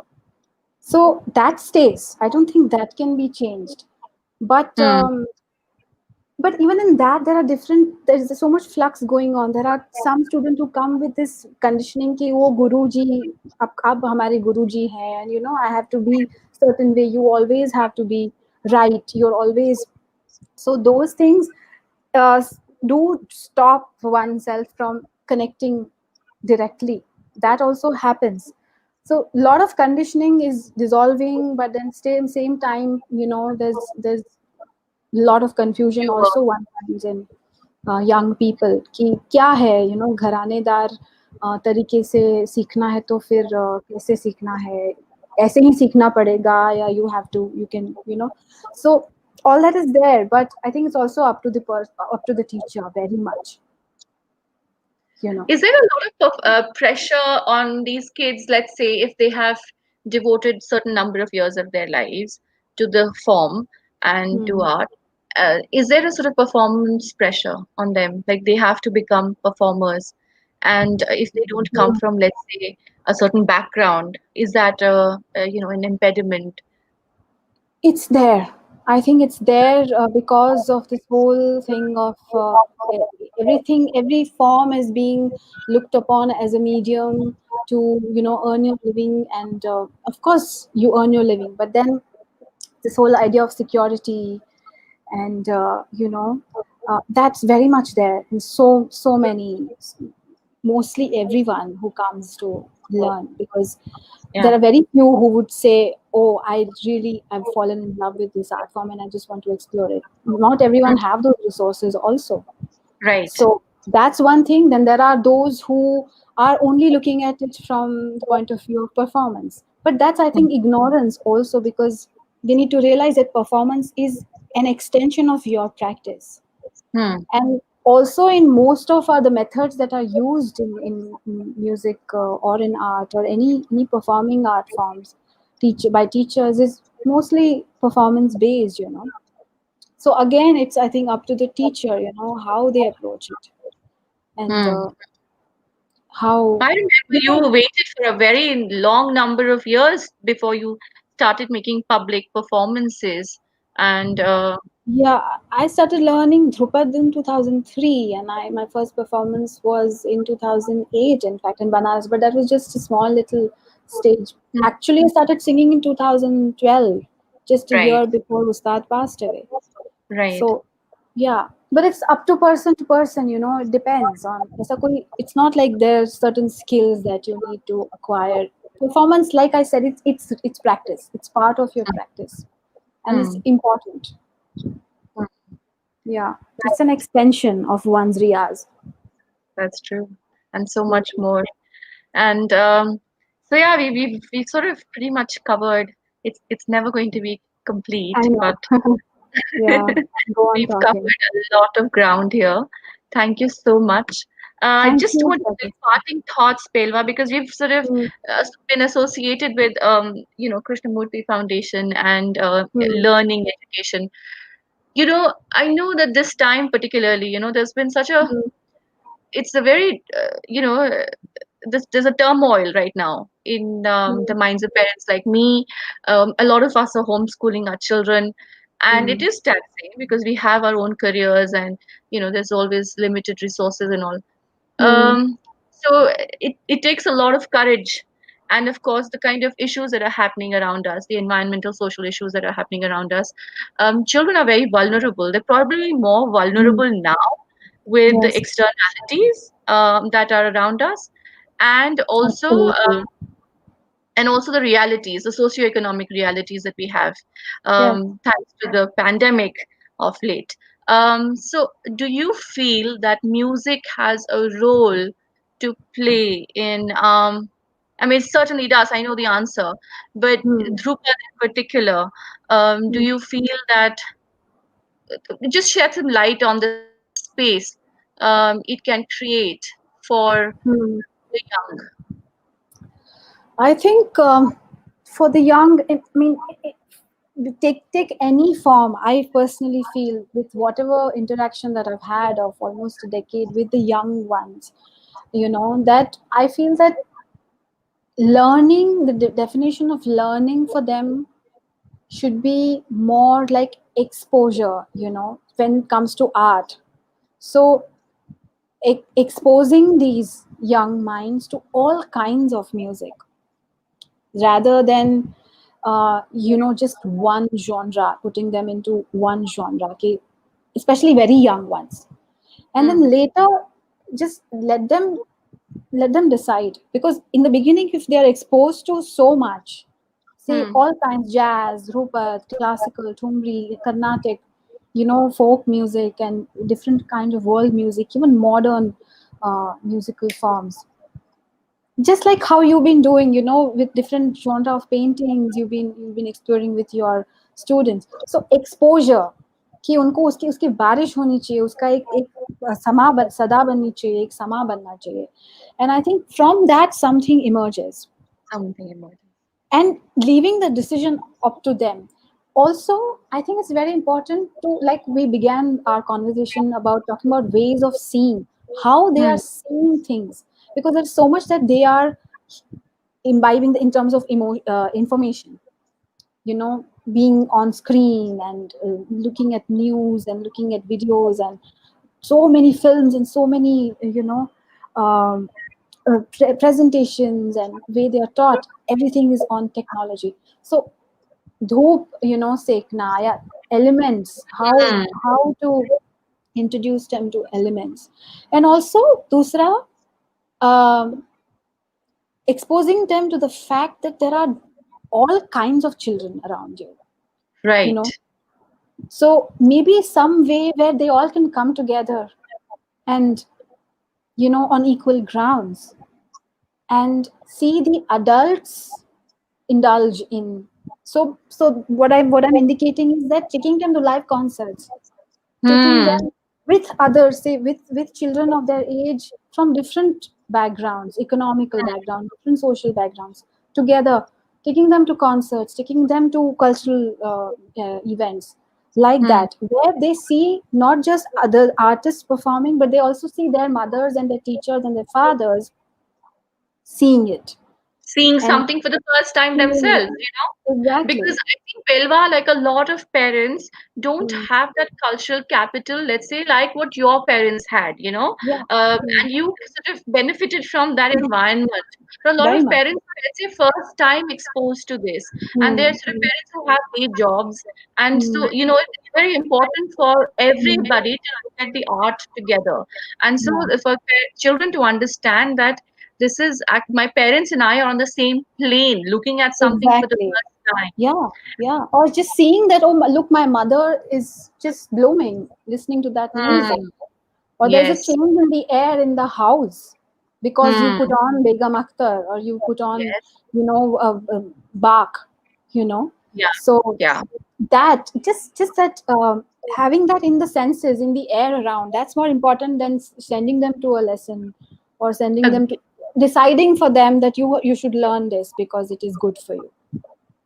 I don't Right. think I don't think decisions shouldn't be made by the adults. I know it sounds bizarre, but that's not the age for anyone to take decisions for, for a young one.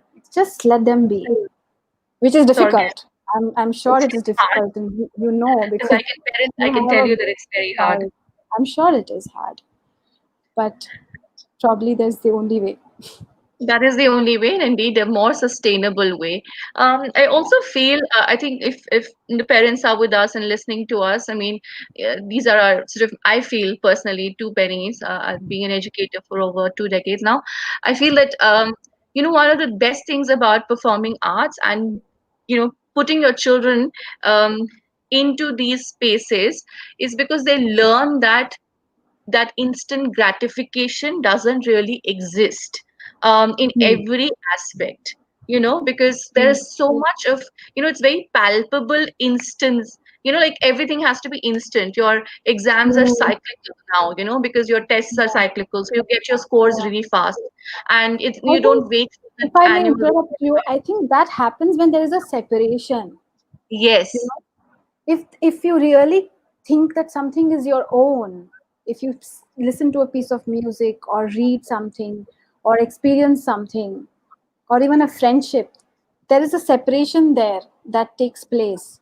And I think it's because of that separation ki aap ye to break that barrier and really imbibe something into your being for a young person. It was easy for us earlier, but Hmm. now, because they see around them everything is separate, that there's this little window which is called mobile phone, and from there they can just see everything, and they can't really, it's not easy to relate to it, but Hmm. at the Hmm. same time they know everything about it.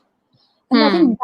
think that transfers into everything else that they experience. They're constantly separating themselves from the other uh, elements, that any exposure that comes बिल्कुल that बिल्कुल वो एक वो cerebral dominance हो गया है than Hmm. वो जो एक अलग जो perception feeling and other sort of हमारे senses से. Yeah, So I yeah, think yes, therefore the performing arts will always be sort of eternally important and relevant, and they absolutely.